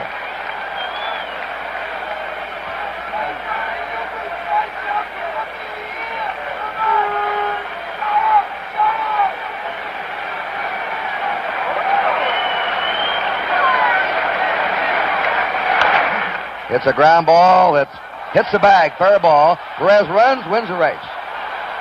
1 out. That took a nasty skid after it hit the bag. Perez pounced right on him, was shaking his head. Just skidded off the edge of the bag. Billingham almost froze on the mound and didn't get over in time. Nick Colosi signaling fair ball. Here's Denny Doyle. He's flying to right. He's singled to right. He's grounded out. He has scored a run. Boston leading Cincinnati 3-2. Pop foul, back out of play.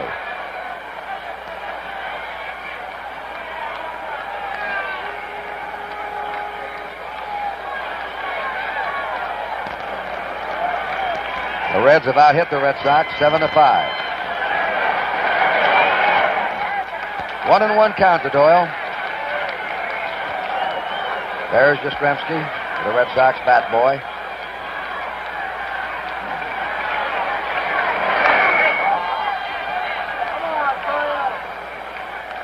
A 1-ball, 2-strike count.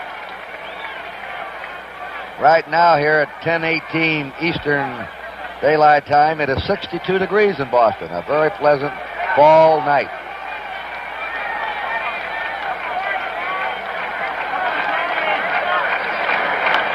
Doyle pops it up. Off-speed pitch. Foster is coming on. Concepcion gave way to him. Easier for the man coming on. Right. By Yastrzemski.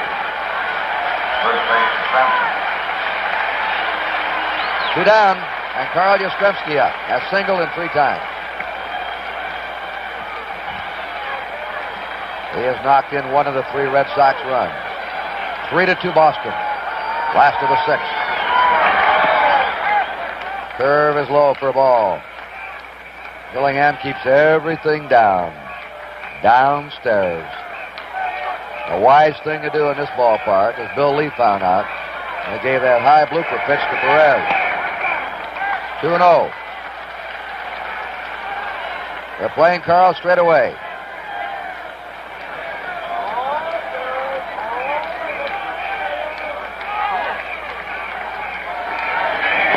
That's in there, 2-1.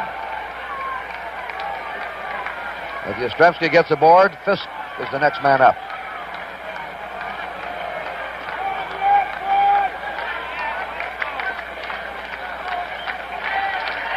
Two down, nobody on.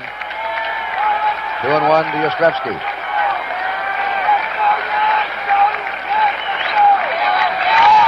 Big bounding ball to Joe Morgan. Easy hop to him. And the Red Sox go quietly down 1, 2, 3, and a 6.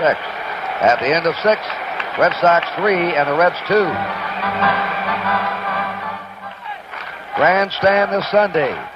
The first program just before the first NFL game in your market will feature a wrap-up of the World Series. ABA Commissioner Dave DeBusschere on the explosive situation in his league. We'll have news, scores, and features. Full coverage of the Canadian International Horse Race from Woodbine. Jack Buck hosts television's most complete and concise sports program. And another interesting development we'll be talking about here in a minute. Concepcion leading off in the 7th. Hot ground ball to shortstop Burleson. Long throw right on the money. 1 down. It brings to mind that we're going to be doing the Miami-Buffalo game. That's Rick Miller, who's gone to left field now for the Red Sox, replacing Carbo. A defensive measure by manager Darrell Johnson. The World Football League folded today. The Miami Dolphins winning 4 of their first 5 without Sonka, Warfield, and Kick. What happens to them now? Will Mr. Sonka be back in that Miami backfield? We'll find out.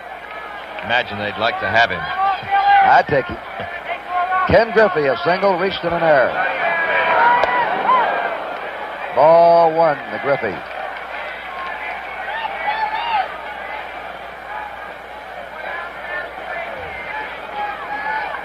Three to 2 Boston. Reds are batting in the 7th. Bill Lee has gone all the way. Don Gullett started, went 4 innings, lifted for a pinch hitter. Billingham has pitched well since. High curveball. 2-0 to Ken Griffey. Batting 7th in the Red order. Getting now to the part of the ball game, there's always pressure in the World Series, especially the 7th game, but when you get to the 7th, 8th, and 9th innings of the 7th game and the 1-run ball game, the pressure really mounts on the defense, and of course, the offense when they're down 1 run. And Lee runs it to 3-0 on Griffey. That's Mrs. Lee. Come on, Bill, get it over. Willoughby, a right-hander, Moret, a left-hander, are in the Red Sox bullpen. He walked him on 4 pitches. And that is the first walk given up by Bill Lee tonight. Number 20. Cesar Geronimo. Lee has not pitched since October 12th, 10 days ago, and that was in the second game. Now Darrell Johnson is coming out of the Red Sox dugout. Remember, Lee's had a tender elbow, but he went right into the 9th inning in Game 2 against the Reds and held them to 1 run. He was asked the other day about what he did, what he said when Darrell Johnson came out to get him, or what did they talk about. He said, usually nothing at all. He just takes the baseball and I leave and I get mad. And he's going to lift Lee. And he's going to bring on Roger Moret, a fast-balling left-hander, while Moret makes his way on. We have a break in the action here. Standing ovation for Bill Lee with a score. Boston 3, Cincinnati 2. We have just had a report that Bill Lee developed a blister on his left thumb. And that's why the decision was made to lift him. He could have had a shutout. If the Red Sox had turned the double play, he'd be leading 3-0. If, the biggest word in sports. And here's an if man right here. Roger Moret could come in and strike out 9 or walk 9. But he had an incredible record this year, 14 wins and 3 losses. What about Moret, Ned? He's fast. He's the fastest man on the staff. He's got the live ragdoll kind of arm. His problem has been control. He'll walk as many as he strikes out. He'll throw a brilliant game. A couple of times in the last 2 years, he's approached no-hitters, or he has fanned from 12 to 15. Other times, he's blown 7-run leads and things, so that's the kind of pitcher he is. But he has more natural stuff, really, than almost anybody on the staff. And every year, they keep talking about, well, is he ever going to be in the regular rotation? Or will they trade him? He's always mentioned because clubs like him. What about his move? Not too much. Not too much a move to first base. He's just fast enough, so they'd have to get a good jump anyway to get if he's going to throw the fastball. But his move to first is not very good. And they've got a fast man at first right now, and Ken Griffey, who represents the tying run. Right. He may be just in there to get a hitter or 2 out, get the left-hander Geronimo. Willoughby continues to throw a right-hander. Billingham is on deck. The way he's been looking, imagine Sparky'd like to keep him in there if he could. Geronimo has wrapped into a double play and taken a called third strike.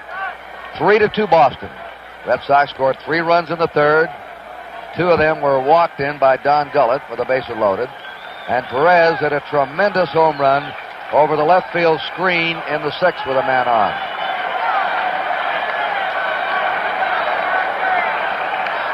Geronimo played a shade toward left. There's the move by Moret. Griffey has attempted 1 steal in this series and was successful.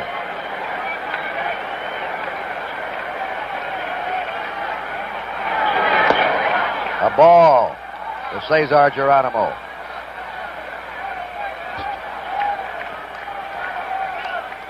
You get some young players that you think are promising, they go so far and they stop. Foster, Griffey, Geronimo were not thought to be stars, but they become fine ball players. They've developed every year. Ball 2. They have advanced each year. And the greatest minds of baseball have always wondered why some players stop and some players go on. Up to the guy himself. Inside somewhere. 2 balls, no strikes. Griffey at first. There's a pop-up to the shallow center, backing up. Burleson puts it away, 2 down. Now let's see what Sparky does. He is going to pinch hit for Billingham. Ed Armbruster's out with a bat. The on-deck circle. And warming up in the Red bullpen is the veteran Clay Carroll. They were all in there last night. Reds used 8 pitchers, the Red Sox 4 to set a new World Series record of 12 pitchers in one game. Armbruster batting for Billingham. 3-2. Armbruster getting some boos here for that interference play or non-interference play. And there's a lot of thought both ways in that.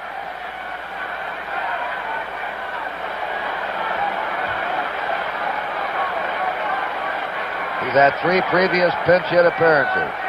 A walk, a sacrifice, and he's gone out. Moret's high with a fastball.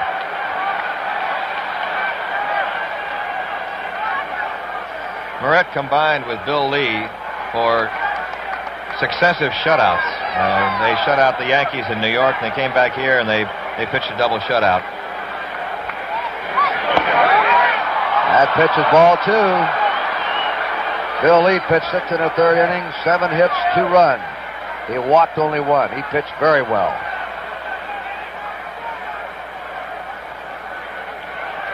He pitched good enough to be running a string of goose eggs. 2 balls, no strikes. There's a strike, 2-1. That's Ken Griffey at first. There are 2 out. Another seat squirmer of the 75 series. Some writer in Los Angeles wrote the other day that the way this series has gone, that the team that wins the 7th game would have a decided advantage. There goes a runner. Swing and a miss. The throw down. He's in there easily. Stolen base for Griffey. His 2nd of the series. Ned, you mentioned that Moret does not have a good move to first. He's also slow to home plate with that high leg kick. Doyle makes a good play to prevent the ball from going into center field, where Griffey might have gone to third. He's got a lot of potential, and he unloads, and he's off the mound that way, getting out of the way of the throw. Doyle made a good save here, kept that ball from going into center field. The Reds have attempted 11 steals and been successful 9 times. They were successful over 80% of the time during the regular season, some record. I think that's the highest percentage for a team of all time. And Griffey down on second with excellent speed will be challenging some fine throwing arms. A great throwing arm in right. And Evans, a fine, accurate throwing arm, and Lynn charges the ball well in center field. I don't know much about Rick Miller in left, but it's hard to score on anything at the left in this ballpark. Rick Miller can play anywhere out there. All right, we have a 2-2 count to pinch hitter Armbruster. Now the umpire see the ball. France coming out. He wants to take a look at the ball. Moret was dipping down below the mound with it. And they tossed a new ball into the game. Now this young gal, there's the popcorn. That's all she cares about. 2-2. 3-2 Boston. Top of the 7th. And the count goes to 3-2. The on-deck batter, the leadoff man in the Cincinnati order, Pete Rose.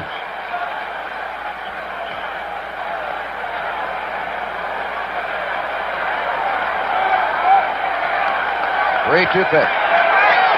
He walked him. Rose is a switch hitter, so he has the percentage going his way. And he hit over 300 both ways this year.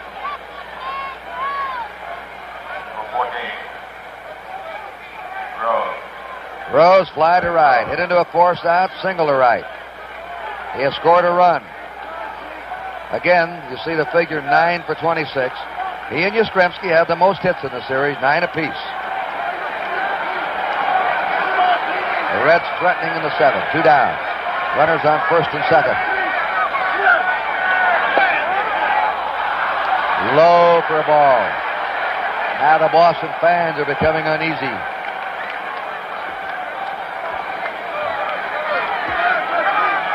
I can't imagine Rose sitting out 3 days with the rain. There's a line shot to center. Here's a man rounding third. Here comes the throw. It is not in time. The other runners advance, and the Reds have tied it, and have runners on second and third. Griffey scored easily. Lynn's throw was wide of the plate. Armbruster raced to third, and Rose went down to second on the throw to the plate. Here's the ball hit out to Freddie Lynn, center field. Griffey with a good speed off second. Nobody in cutoff position for the Red Sox. A fundamental mistake, allowing a runner, Pete Rose, to go into second. The Red Sox haven't made many mistakes in this series, but they made a couple in this game that have hurt them. One on a potential double play ball that could have put Lee in the dugout without any scoring against him. The Reds went on to get 2 after that. Now the Reds have 2 men in scoring position. They've tied it up. They battled back. I told you earlier, 3 runs is not much of a lead in this park. Time call. Not only the mistakes on defense, Kurt, but a couple of times they left the bases loaded. The Red Sox did when they had a chance to blow it open. Morgan has struck out. Had a successful drag bunt. The pitch is low and is flied out. 1 out of 3. Armbruster's at third. Rose is at second. 2 down. A tie game.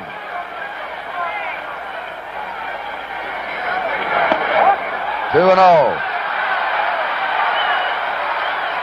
A right-handed batter, Johnny Bench, is on deck. Willoughby, a right-hander, has been heating up in that bullpen for about 15 or 20 minutes. Jim Burton's a left-hander. This will be a 2-0 pitch to Joe Morgan. He lines it foul down the right field line. A 2-1 count. Darrell Johnson. He hasn't changed expression in this series. Nope. He lifted his cap once when Fisk hit the home run last night. What did his wife call him, Tony? Old stone face? Old stone face. They were kidding him about it tonight, and a little crack of a smile. 2 balls and a strike. 3-1. Barrett nearly fell down after that delivery. Trying to get a little bit extra. Morgan prides himself the fact that no one can throw a fastball by him, and he once said not even Sandy Koufax could. And he'll be looking fastball right here, 3-1 count. 3-1 delivery to Morgan. He pops it foul back out of play. 3-2. He wanted that one, too. He was mad at himself. He had a good rip at it. Missed it. Morgan and Perez tied this year during the season for the most game-winning RBIs. They each had 15. Perez planked one tonight to get the Reds back in the ball game. A tremendous homer out on the Lansdowne Street. Over everything. The bases are loaded. Barrett walks Morgan. And Johnny Bench is due up. And here's manager Johnson coming out. And Moret has given up 2 walks and a base hit after getting Geronimo on a pop-up. He's already given the call.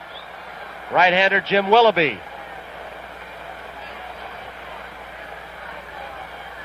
Well, he should be ready. He had the real hot streak for you guys, Ned. Helped you to the pennant, about 2 weeks where he was in almost every win or had a save of a ball game. He came and joined the club around the 4th of July in Cleveland, Tony, and got racked his first time out. That was in Cleveland. He had hardly time to get used to the uniform. And then after that, he was phenomenal for about 3 or 4 weeks. He had that sinker ball. They hadn't seen him around the league. He has a motion like he's falling downstairs, but he was very effective. All the relief pitchers are running in from the bullpen the last couple of nights. We have a break in the action again. The score here in Boston is now tied 3-3. This is Jim Willoughby's third series game. He's pitched 5 innings, allowed 3 hits, 1 run. It was unearned. He was a loser in the third game that went 10 innings by a 6-5 score. And the situation is ready for Johnny Bench. He's gone hitless in this game. He hit 2 grand slams during the 75 season. He has not exactly ripped the Red Sox pitching apart in this series. He's had 6 hits now in 28 times. Kurt, as Willoughby came in from the bullpen, the long run, Bench went back to the dugout, and I have a hunch he might have conferred with Sparky Anderson. Anderson has that little red notebook that he keeps in his pocket, which is a scouting report on every Red Sox player. Johnny might have gone back to ask him, well, what does Willoughby have? What does Ray Short tell us of that Super Scout report? And Sparky may have told him something like, well, make him get the ball up. He's a sinker ball pitcher, as Ned Martin said. Get the ball up in the strike zone. Don't swing at grounders. Well, this all started harmlessly enough in the 7th. Concepcion grounded out, and Griffey walked, stole second. That was all for Bill Lee. Geronimo popped up, 2 down. Runner on second. Armbruster walked. Rose singled in the center, scoring Griffey. And on the throw to the plate, the runners advanced to second and third. Morgan has just walked, and the bases are loaded. Reggie Cleveland and Jim Burton are in the Red Sox bullpen. Clay Carroll was warming up in the Reds bullpen. Ball 1 to Johnny Bench. Armbruster at third. Rose at second. Morgan at first.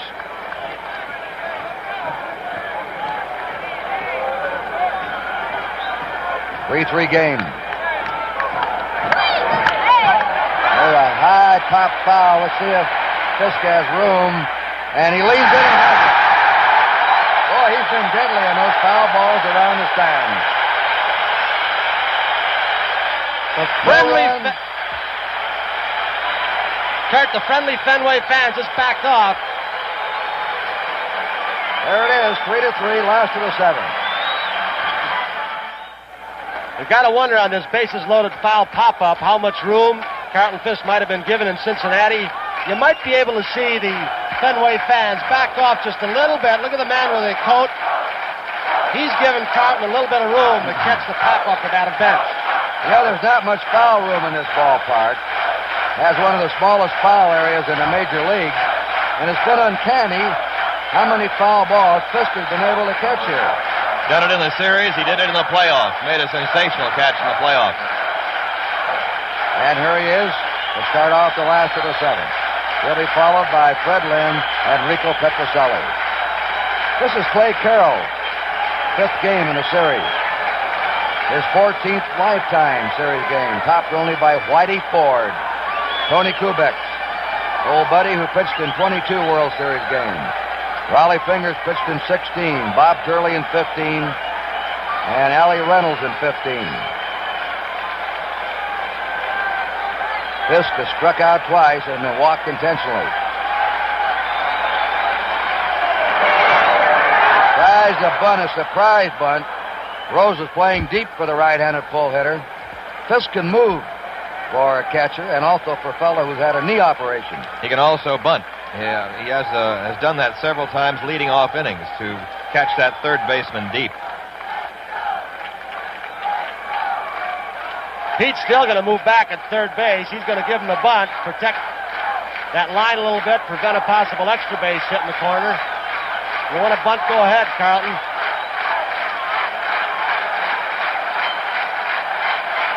One strike to Carlton Fisk. Bounding ball foul. Oh, Clay Carroll moves ahead of him 0-2. The Hawk. There's the profile. That's where he got the nickname.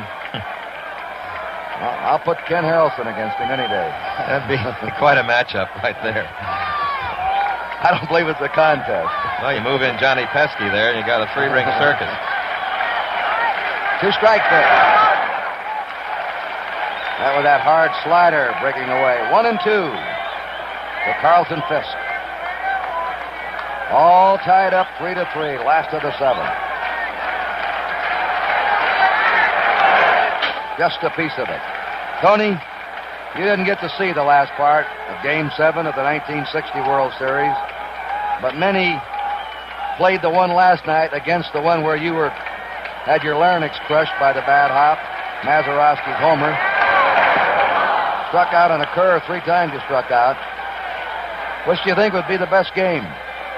A toss-up, and I just hope that the fans don't forget Carbo's home run that got the Red Sox back in the ball game yesterday, like they did a fellow named Smith who hit a 3-run home run to make Mazeroski's home run possible. Of course, yesterday Bernie made Fisk's home run possible. To me, those are the big blows in those 2 series games. That was a 1960 series that Pittsburgh won in 7. Ball 1.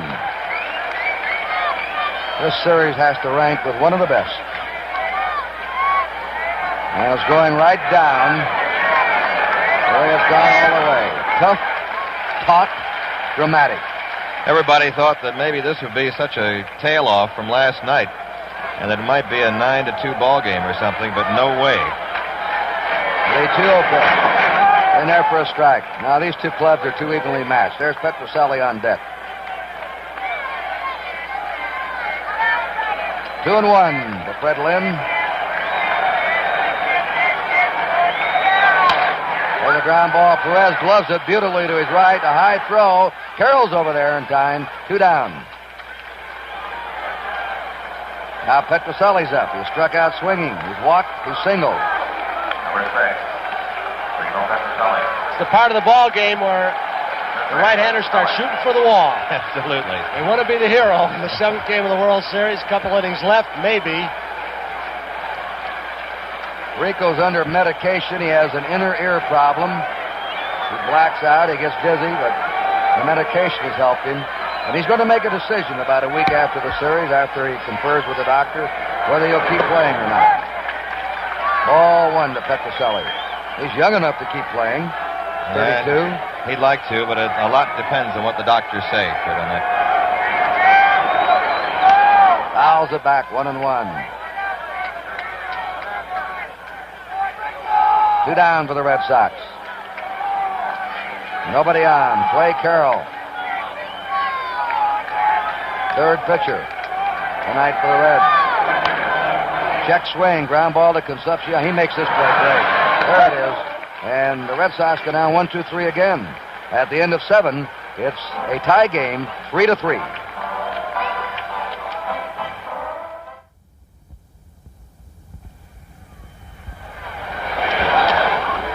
Here's the leading RBI man of the 75 series, Tony Perez.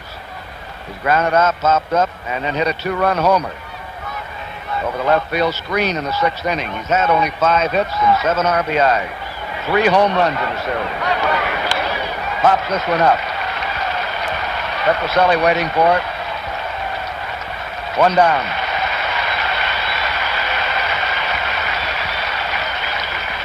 George Foster is singled off the wall. Been thrown out trying to stretch it into a double. Fouled out, flied out. 1 out of 3. Jim Willoughby pitching in relief. Lee, Moret, and Willoughby.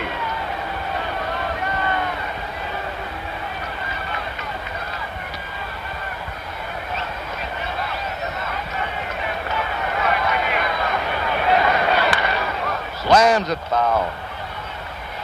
0-1 to George Foster. 3 runs for the Red Sox in the 3rd. They batted around. They received 4 walks that inning, and 2 walks by Gullett forced in runs. Perez hit a 2-run homer in the 6th, and Rose singled in a run in the 7th to tie it up. And that's been it. Ball and a strike to Foster. Concepcion is scheduled up next. Watch that white ball come off that green wall. Good background. Burleson will have to hurry. Good play by Rick Burleson.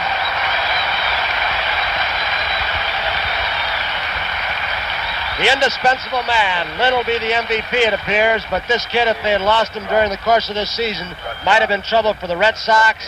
When you see him day after day, you learn to appreciate him, Ned. He learned to surround that ball, Tony, as you know, from a shortstop, coming on and getting a good beat on it so he can fire over to first base and be ready when he comes up with it that way. This is Concepcion. He's grounded out. Had an infield hit and grounded out. 1 out of 3, and the first pitch to him is a ball. Willoughby, a side armor, is more effective that way. He was getting up too high when he was with the Cardinals. There's a bounding ball. Petrocelli has it. Goes over. And the side's out. 1, 2, 3. Now the Red Sox fans come to their feet for the last of the 8th inning in a tie game, 3-3.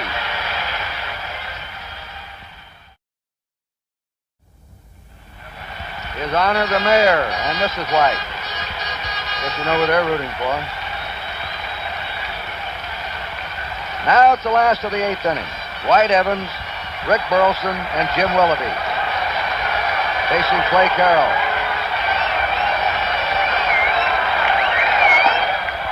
A ball to Evans, who's flied out, walked, and fly to center. 3 runs, 8 hits for Cincinnati. 3 runs, 5 hits for Boston. 1-1 count. The last 7 Red Sox in a row have gone down to Billingham and Carroll. 1-2.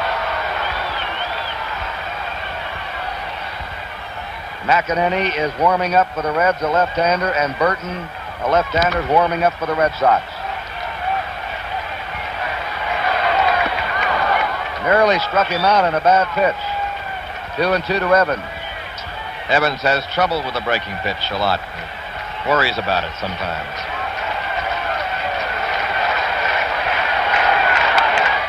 He hits a pop foul. That's over by the Red Sox dugout. It'll be out of play. 2-2 to Evans. Last of the 8th inning. Tied up. 3-3.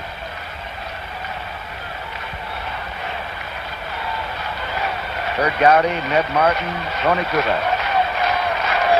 Game 7. 3-2. Not much left, or there could be a lot left, as we had last night, playing till after midnight. The longest time game in the history of the World Series, 4 hours. The walk. And the lead run is on for the Red Sox. Darrell Johnson's got a pinch hitter coming up to the on-deck circle. Cecil Cooper's come out with a bat. They'll be looking for the bunt. Rose way in at third. There's Cooper. Rick Burleson's up now. Evans on first. Nobody out. Rose is creeping in, and the pitch of the strike. Burleson taking. Like Doyle, Burleson, an excellent bunter. He can control the bat. There's Big Clue. 0-1 to Rick Burleson. Darrell has pulled surprises before in this series and taken off the bunt sign and had a man hit. And Burleson's the kind of guy you can do that with. Guys have strike 2 on him. With Evans at first, nobody out.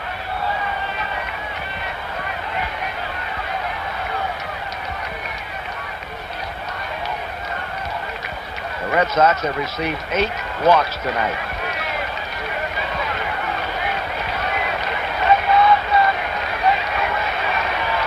Cincinnati has received 3. 1 by Bill Lee. That was a breaking pitch just inside. A 1-2 count to Rick Burleson. White Evans at first. This game tied 3-3, last of the 8th inning.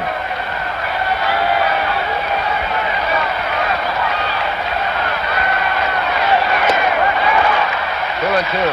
By the way, if we run late, the Johnny Carson show will be seen tonight.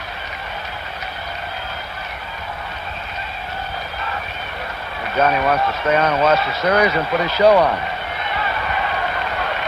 Who wouldn't want to watch this series? There's the ground ball to Rose. Up, over for 1. Morgan turns it, double play. Around the horn, Rose to Morgan to Perez. They're 2 down. That's the first double play tonight for the Reds. The Red Sox have made 2. Cecil Cooper, he's had a tough time with a bat in this series. He was red hot in August, September, the playoffs, and then he suddenly cooled off. He's had only one hit in 18 times up. This fella's been able to hit whatever league he's played in, and whether spent a lot of times in the high minors waiting for somebody to give up the first base job. He finally got it, and turned out to be Yaz. He hits a high pop foul. Rose going over, up against. Now the wind blows it away, and Rose has it, and the Red Sox again go down. There's 3 men up. We're going to the 9th inning, and our game is all tied 3-3. Preceding announcement was furnished by Major League Baseball as a public service. We pause briefly for station identification. This is the NBC Television Network.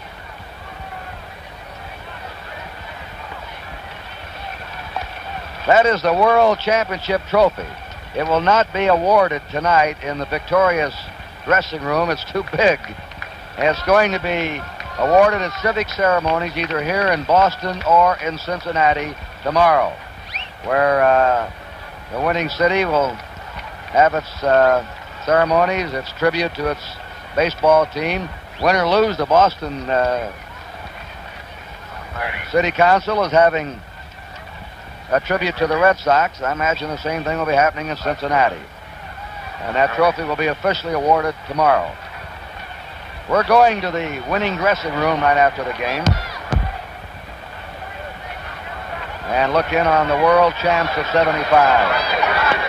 Ball 1. I think Tony put it very well before this Game 7 in his interview with the 2 managers. There really isn't going to be a loser in this series. There is, but there isn't. Well, baseball is going to be a winner for sure because it's provided plenty of entertainment for baseball fans all over the world, really.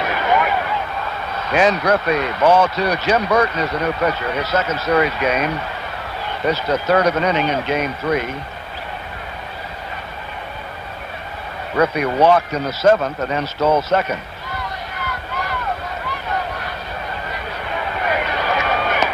Outside, ball 3. Burton this year won 1 and lost 2.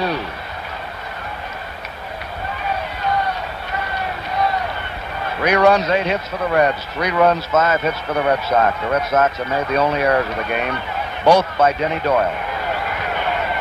Strike 3 and 1. Griffey has been on base each time. He's singled, he's reached in an error, and he's walked.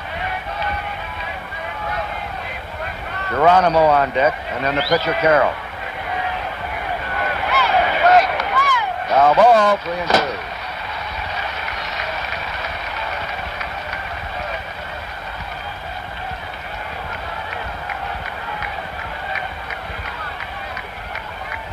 Just checking the record, last night's game was not the longest game by time. 4 hours and 1 minute last night. 4 hours and 13 minutes. The Mets and the A's in 73 in 12 innings. Ball 4, Griffey's on. Walks may be the decisive factor of this game. Walks hurt the Reds in the 3rd inning. 4 Red Sox batters were walked. Now Griffey leads off the 9th with a walk. Griffey's the guy you want to keep off base always, but especially in this situation. With a bunt in order, Petrocelli will be charging, and Griffey will be a hard man to force out at second base, keep him out of scoring position. Geronimo's hit into a double play, struck out and popped up. Game tied 3-3. In the split screen, you're looking at Griffey at first.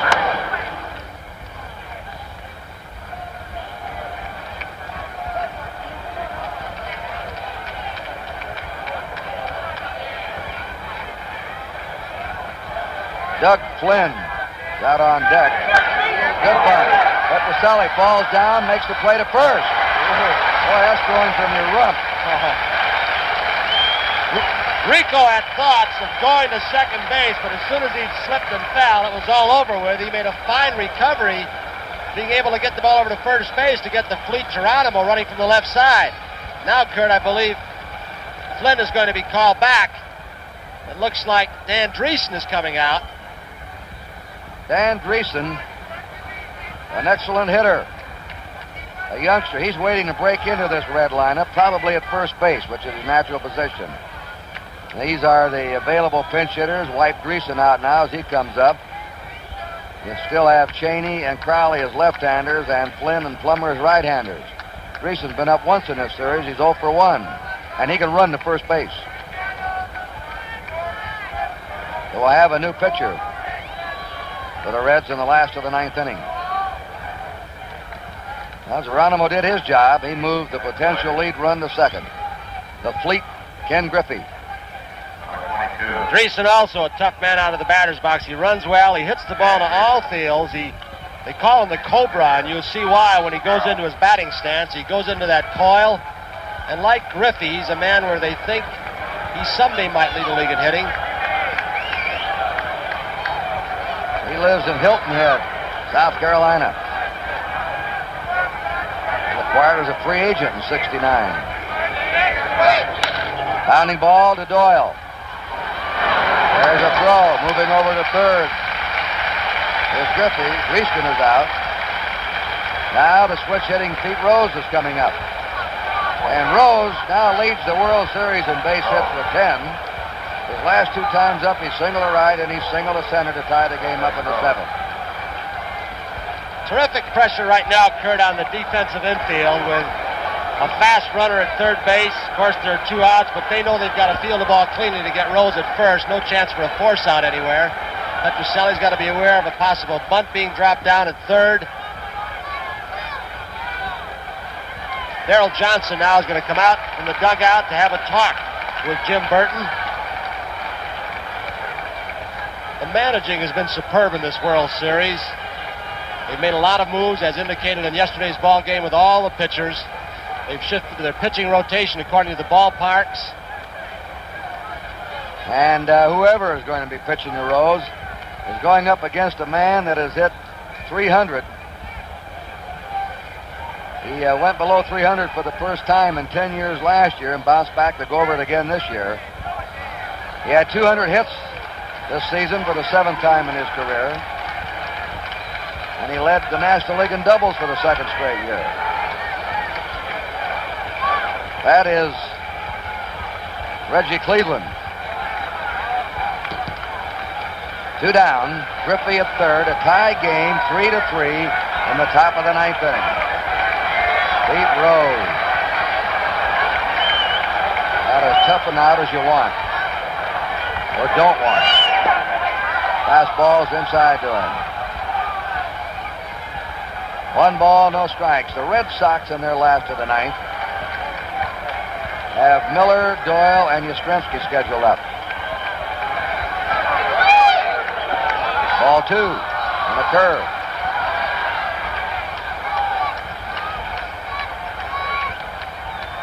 A lot of pressure on that young kid. He's been pitching carefully to Rose, obviously, in this situation. You can see how he grips the ball behind his back. There's a curve strike. The Reds lost to Baltimore in '70, to the A's in '72.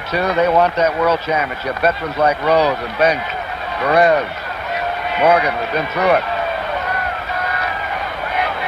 Right now they're down to the 9th inning of game 7.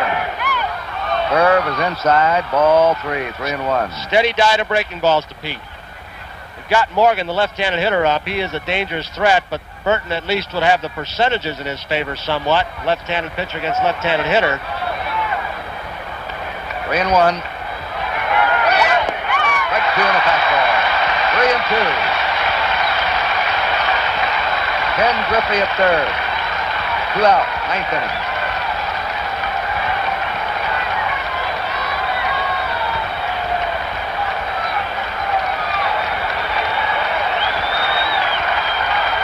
The crowd roaring. Oh, that was really ball 4. Tried to curve him, and it wouldn't act up for him. Looked like it slipped out of his hand as he tried to flex the wrist and put the spin on the ball. That's what Darrell Johnson came out to tell Burton. He said, if you're going to throw a strike to Rose, he's going to have to hit your breaking ball. We'll set up a force at second base, pitch carefully to Rose. We'll go you against Morgan, left-hander against left-handed hitter.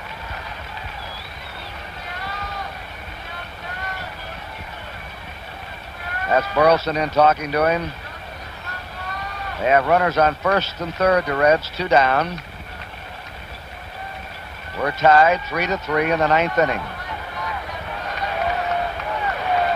Morgan has 1 hit in 3 times, and he's also walked.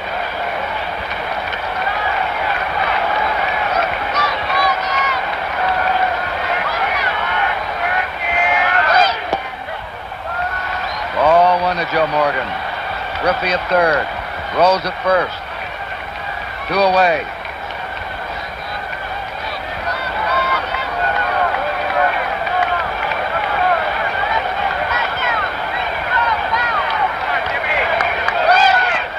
Foul ball back. I'd hate to pick the most valuable player of this World Series. Going to be tough. Who are you Gonna going to consider pick? a lot of people. Well, you're certainly going to have to consider Louis Tiant for beating Cincinnati twice, 2 complete games. Evans has gotten some big hits, made a great play. Rose now has 10 hits. Yastrzemski played well. Been a lot of heroes. Give each one a hubcap. The 1-1 pitch. There's a shot to left field. That is foul. They have been pitching Rose outside most of the series. Or Morgan outside. And he thought that they'd be pitching the inside, but they haven't. That's the way they pitch him in the National League. Most clubs, they bust him inside. Interesting that he said to us before the game around the batting cage, he's going to try and go the opposite way if they keep pitching him away. And this crowd roaring again. 1 ball, 2 strikes. Curveball, spank foul.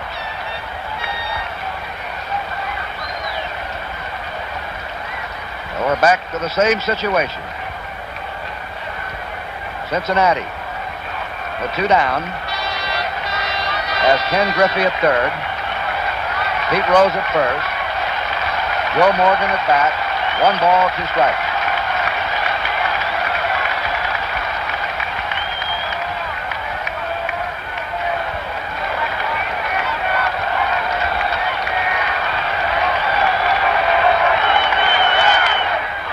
There's a looper, may drop.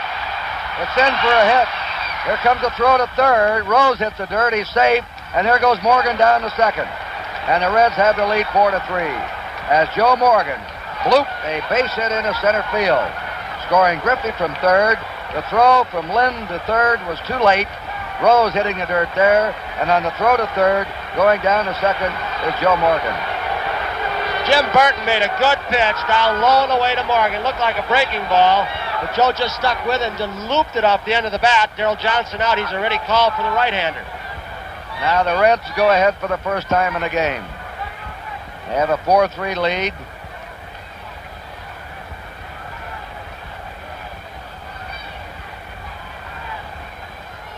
And Reggie Cleveland is coming on.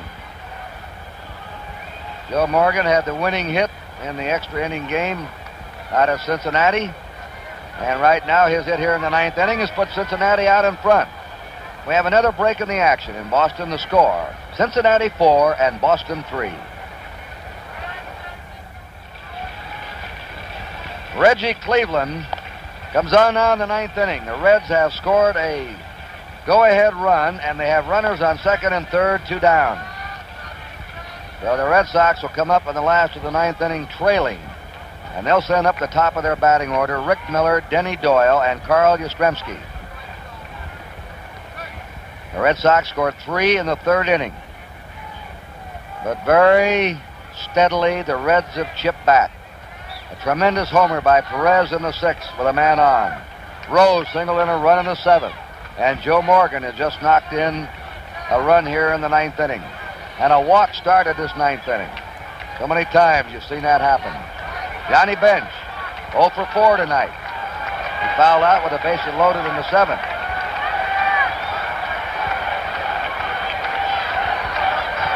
Reggie Cleveland pitching the bench. Ball 1. Cleveland's 5th game starter, his first Canadian-born player ever to start a World Series game. Ron Taylor, John Hiller, among others have been Canadians who have relieved in the World Series. Reggie was born in Swift Current, Saskatchewan. That information passed to you by a former Canadian, Alan Roth, our statistician. Got a nice write-up in Sports Illustrated this week. And deservedly so. A great job with us for 10 years. Outside, 3-0. Perez is on deck. 2 walks this inning. The Reds received 3 walks in the 7th. They were walking them early, and now the Red Sox are walking the Reds late. 3-0 pitch. And they gave Bench the green light on that one, 3-1. Rose at third, Morgan at second. 2 out.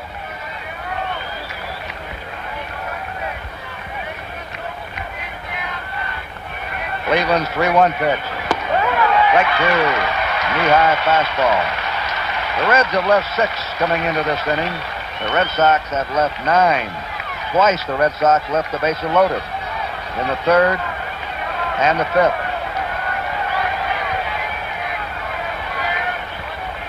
3-2 delivery. Pop foul out of play. Been that kind of series, hasn't it, where that one little base hit could have busted open almost any of the ball games we've seen so far. We saw it last night as both clubs battled back and forth. Tonight, the big hits come from Joe Morgan, a little looper. The Reds with 108 wins, romping away from the Dodgers by 20 games, sweeping the Pirates by 3, were heavily favored to win this series. But even they admit the Red Sox are a much better ball club than they thought, and both clubs have great respect for each other. Johnny Bench walks. That's the 3rd walk given up by Red Sox pitching this inning. And here is Perez up, who hit a 2-run homer in the 6th. 1 out of 4. The Reds were the favored team tonight, even though they were playing in Fenway Park. Odds makers made the Reds the favorite with Gullett starting. Gullett and Lee are both gone. Perez can add to that RBI total with a base hit. 2 down, bases loaded. Fastball, strike to him.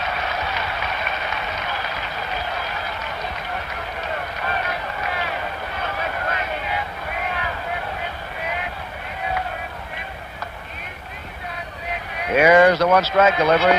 Quick to 0-2.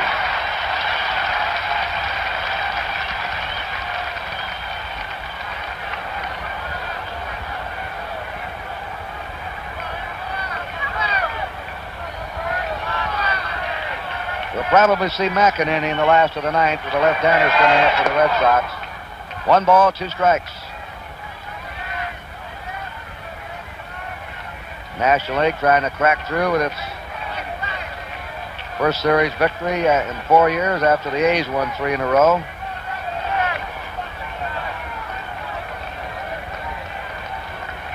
One ball, 2 strikes.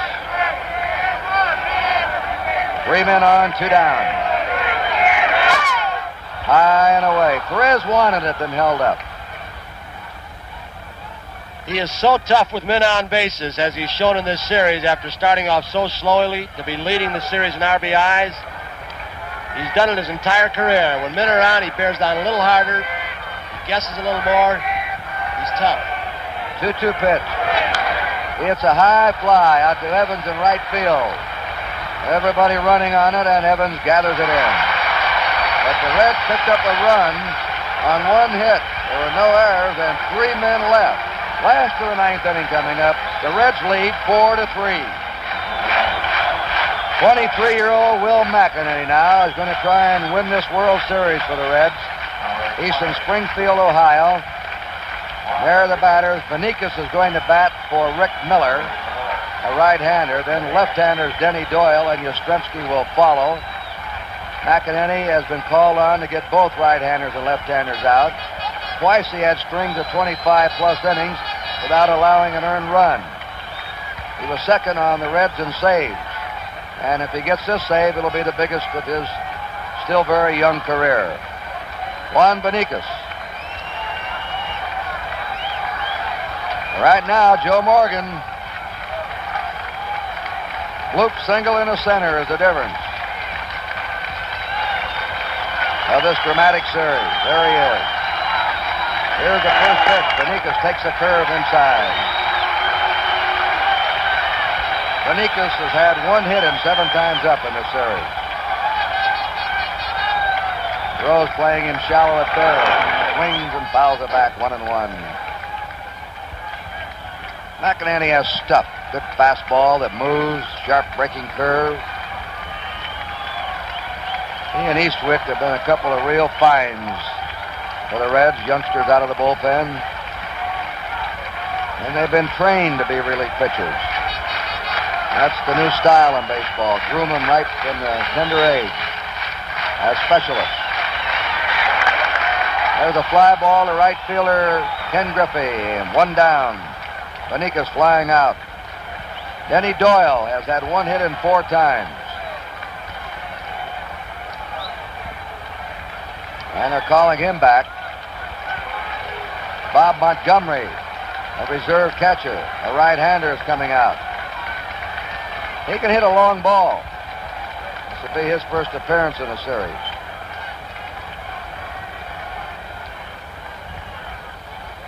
Sparky Anderson checking the lineup and checking the book on Montgomery. And Lazuski motioning out to his pitcher. Now they're waving Griffey in a couple of steps. Positioning their outfield. Darrell Johnson down to his last 2 outs.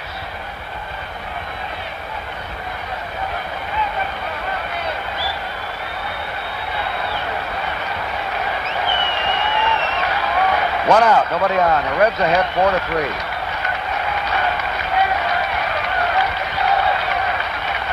Montgomery is a licensed pilot and a model train enthusiast.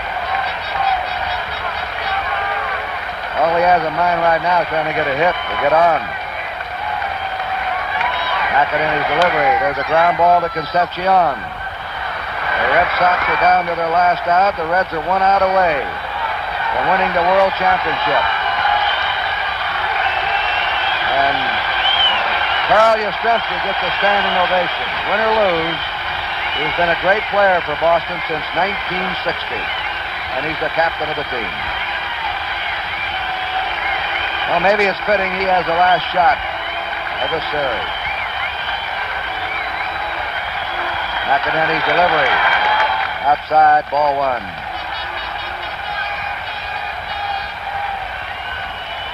Reds need 1 more out, and they're the champs. Curve is low, ball 2. Carlton Fisk on deck. The last time Cincinnati won a World Series was 1940. Strike, 2-1. 2 down, nobody on. Joe Morgan's bloop single right now is the difference. Top of the 9th inning, he put the Reds ahead. There's a high fly ball. It should be all over. Geronimo's under it. And Cincinnati has won the World Championship, beating the Boston Red Sox 4-3. The Reds win it in Fenway Park. Some of the veterans in this team have been very frustrated. They wanted this one badly after winning 108 times this year, setting all kinds of records. It would have been a deep disappointment for them not to win. But they ran up against a ball club that extended them right down to the final inning of Game 7. This was the Reds' 115th victory tonight. McEnany saves it. The crowd's out on the field. Here's the Cincinnati locker room. And the crowd is giving applause not only for the Reds as world champs, but applause for both clubs, the way they played in this World Series. One of the best World Series of modern times for the baseball fans of America. There's Pete Rose, Joe Morgan, Concepcion,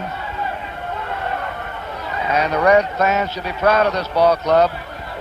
After the Red Sox dramatically won it last night, the Reds playing on the road could have blown it tonight, but they didn't. They got behind early, 3-0. They hung in there, and they beat the Red Sox 4-3. A very quiet crowd at Fenway Park, naturally, as it would have been in Cincinnati had the Reds lost at home.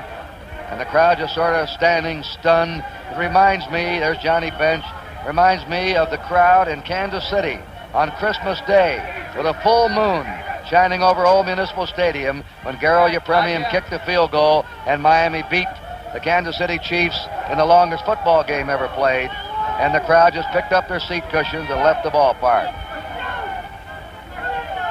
All right, Marty Brenneman, the Cincinnati Red announcer, is down in the Cincinnati locker room. And this is Curt Gowdy sending you down to Marty. And let's pick up all the happiness of the Cincinnati locker room. All right, Marty, I don't know if you heard Curt Gowdy, but we're with a few of the men. And first of all, I think thanks should go and congratulations should go to the manager of the Reds, Sparky Anderson. What a wonderful moment for you. Tony, Milt, this one's for Milt Bliss and for Lefty who's down here and for all my friends and everybody I love. Sparky Anderson, congratulations to you and the Reds. Joe Morgan, congratulations. Thank you very much, man. This is the one I've been looking for 11 years, and I finally made it. Marty, you want to talk around you? Yes, sir. Joe, for the 115th time this season, this one belongs to the Reds, and it was a big one. Right on. This is the biggest one I've ever played in, Marty. We've come from behind and looked like we're dead, but we never die. This is an unbelievable ball club, and I'm just so happy, man. I can't tell you how much. And Pete Rose is unbelievable. He got all the clutch hits every time we needed one, and it's unbelievable. I'm just fortunate that I was able to flip one in there, but he made a pretty good pitch on me, to be honest with you. It was down and away, and I just tried to stay with it and foul it off, and I got a good enough piece to get it into center field. Joe, congratulations. Thank you very much. Marty and Joe, we understand that Pete Rose, the man standing to my left, was named the most valuable player of the 1975 World Series, and Pete, our congratulations to you. It was strictly a team performance tonight.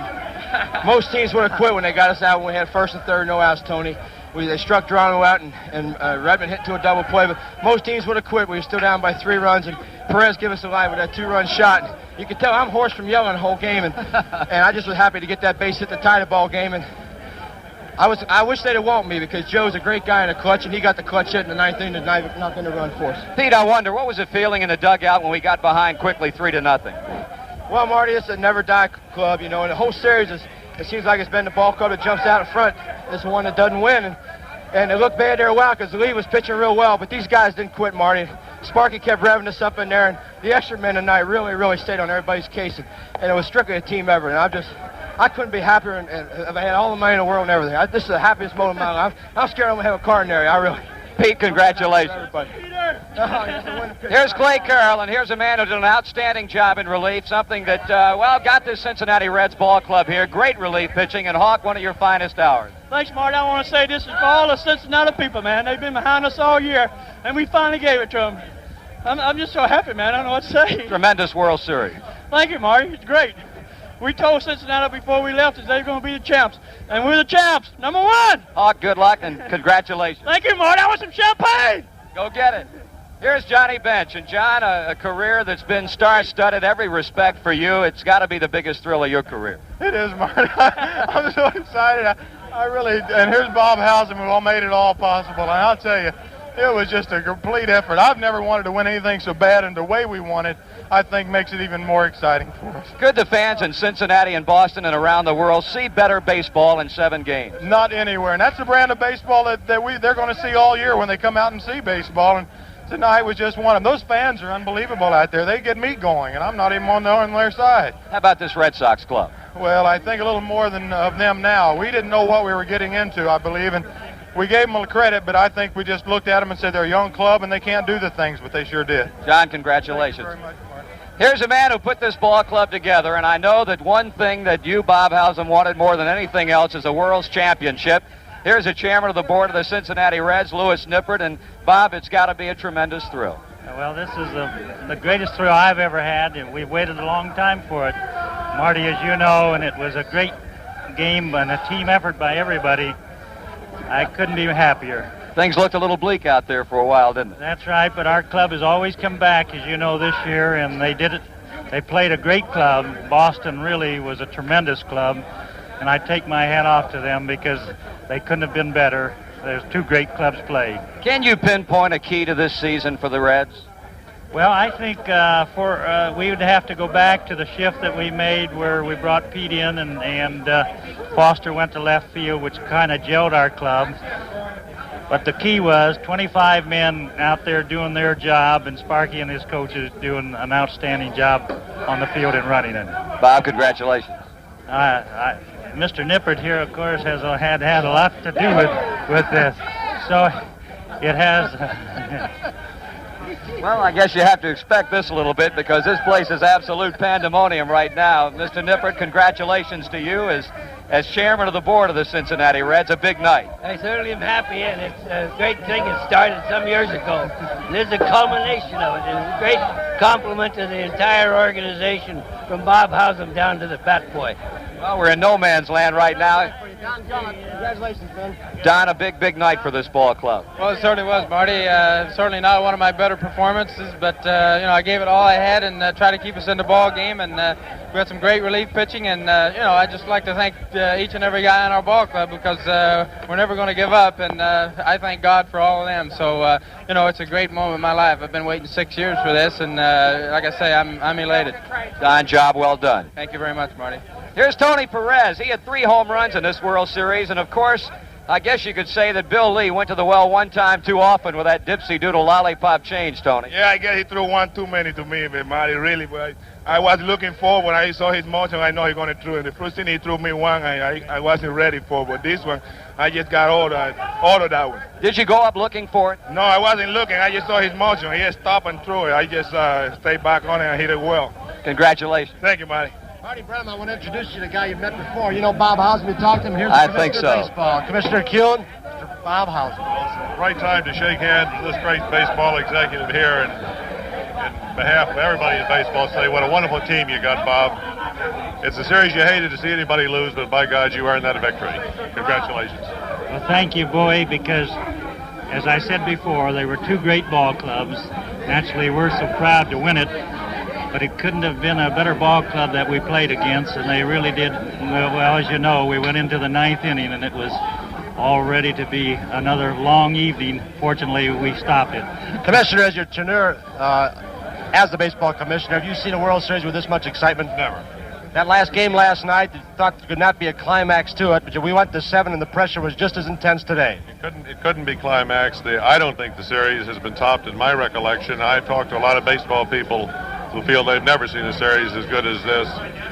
And the way this team played, the defensive play, the steady championship kind of play they put on the field there, they deserve the victory. There's no question about that. But oh, what a series! And a thanks to 2 great cities, Cincinnati and Boston, Mr. Tom Yawkey, who ran this thing here like it's never been run before, and great fans in both areas and all over the world. And I think great entertainment was provided for fans all over the world by this World Series. Let me second something you just said there, Tony. We don't have 2 finer organizations in baseball than this organization and the Red Sox organization. And it's very fitting that a series of this quality should have come from those 2 organizations, and not very surprising. Baseball Commissioner Bowie Kuhn, the president of the Reds, Bob Hausum, Marty Brenham, and I think they want us to throw it back upstairs and see what Kurt's doing.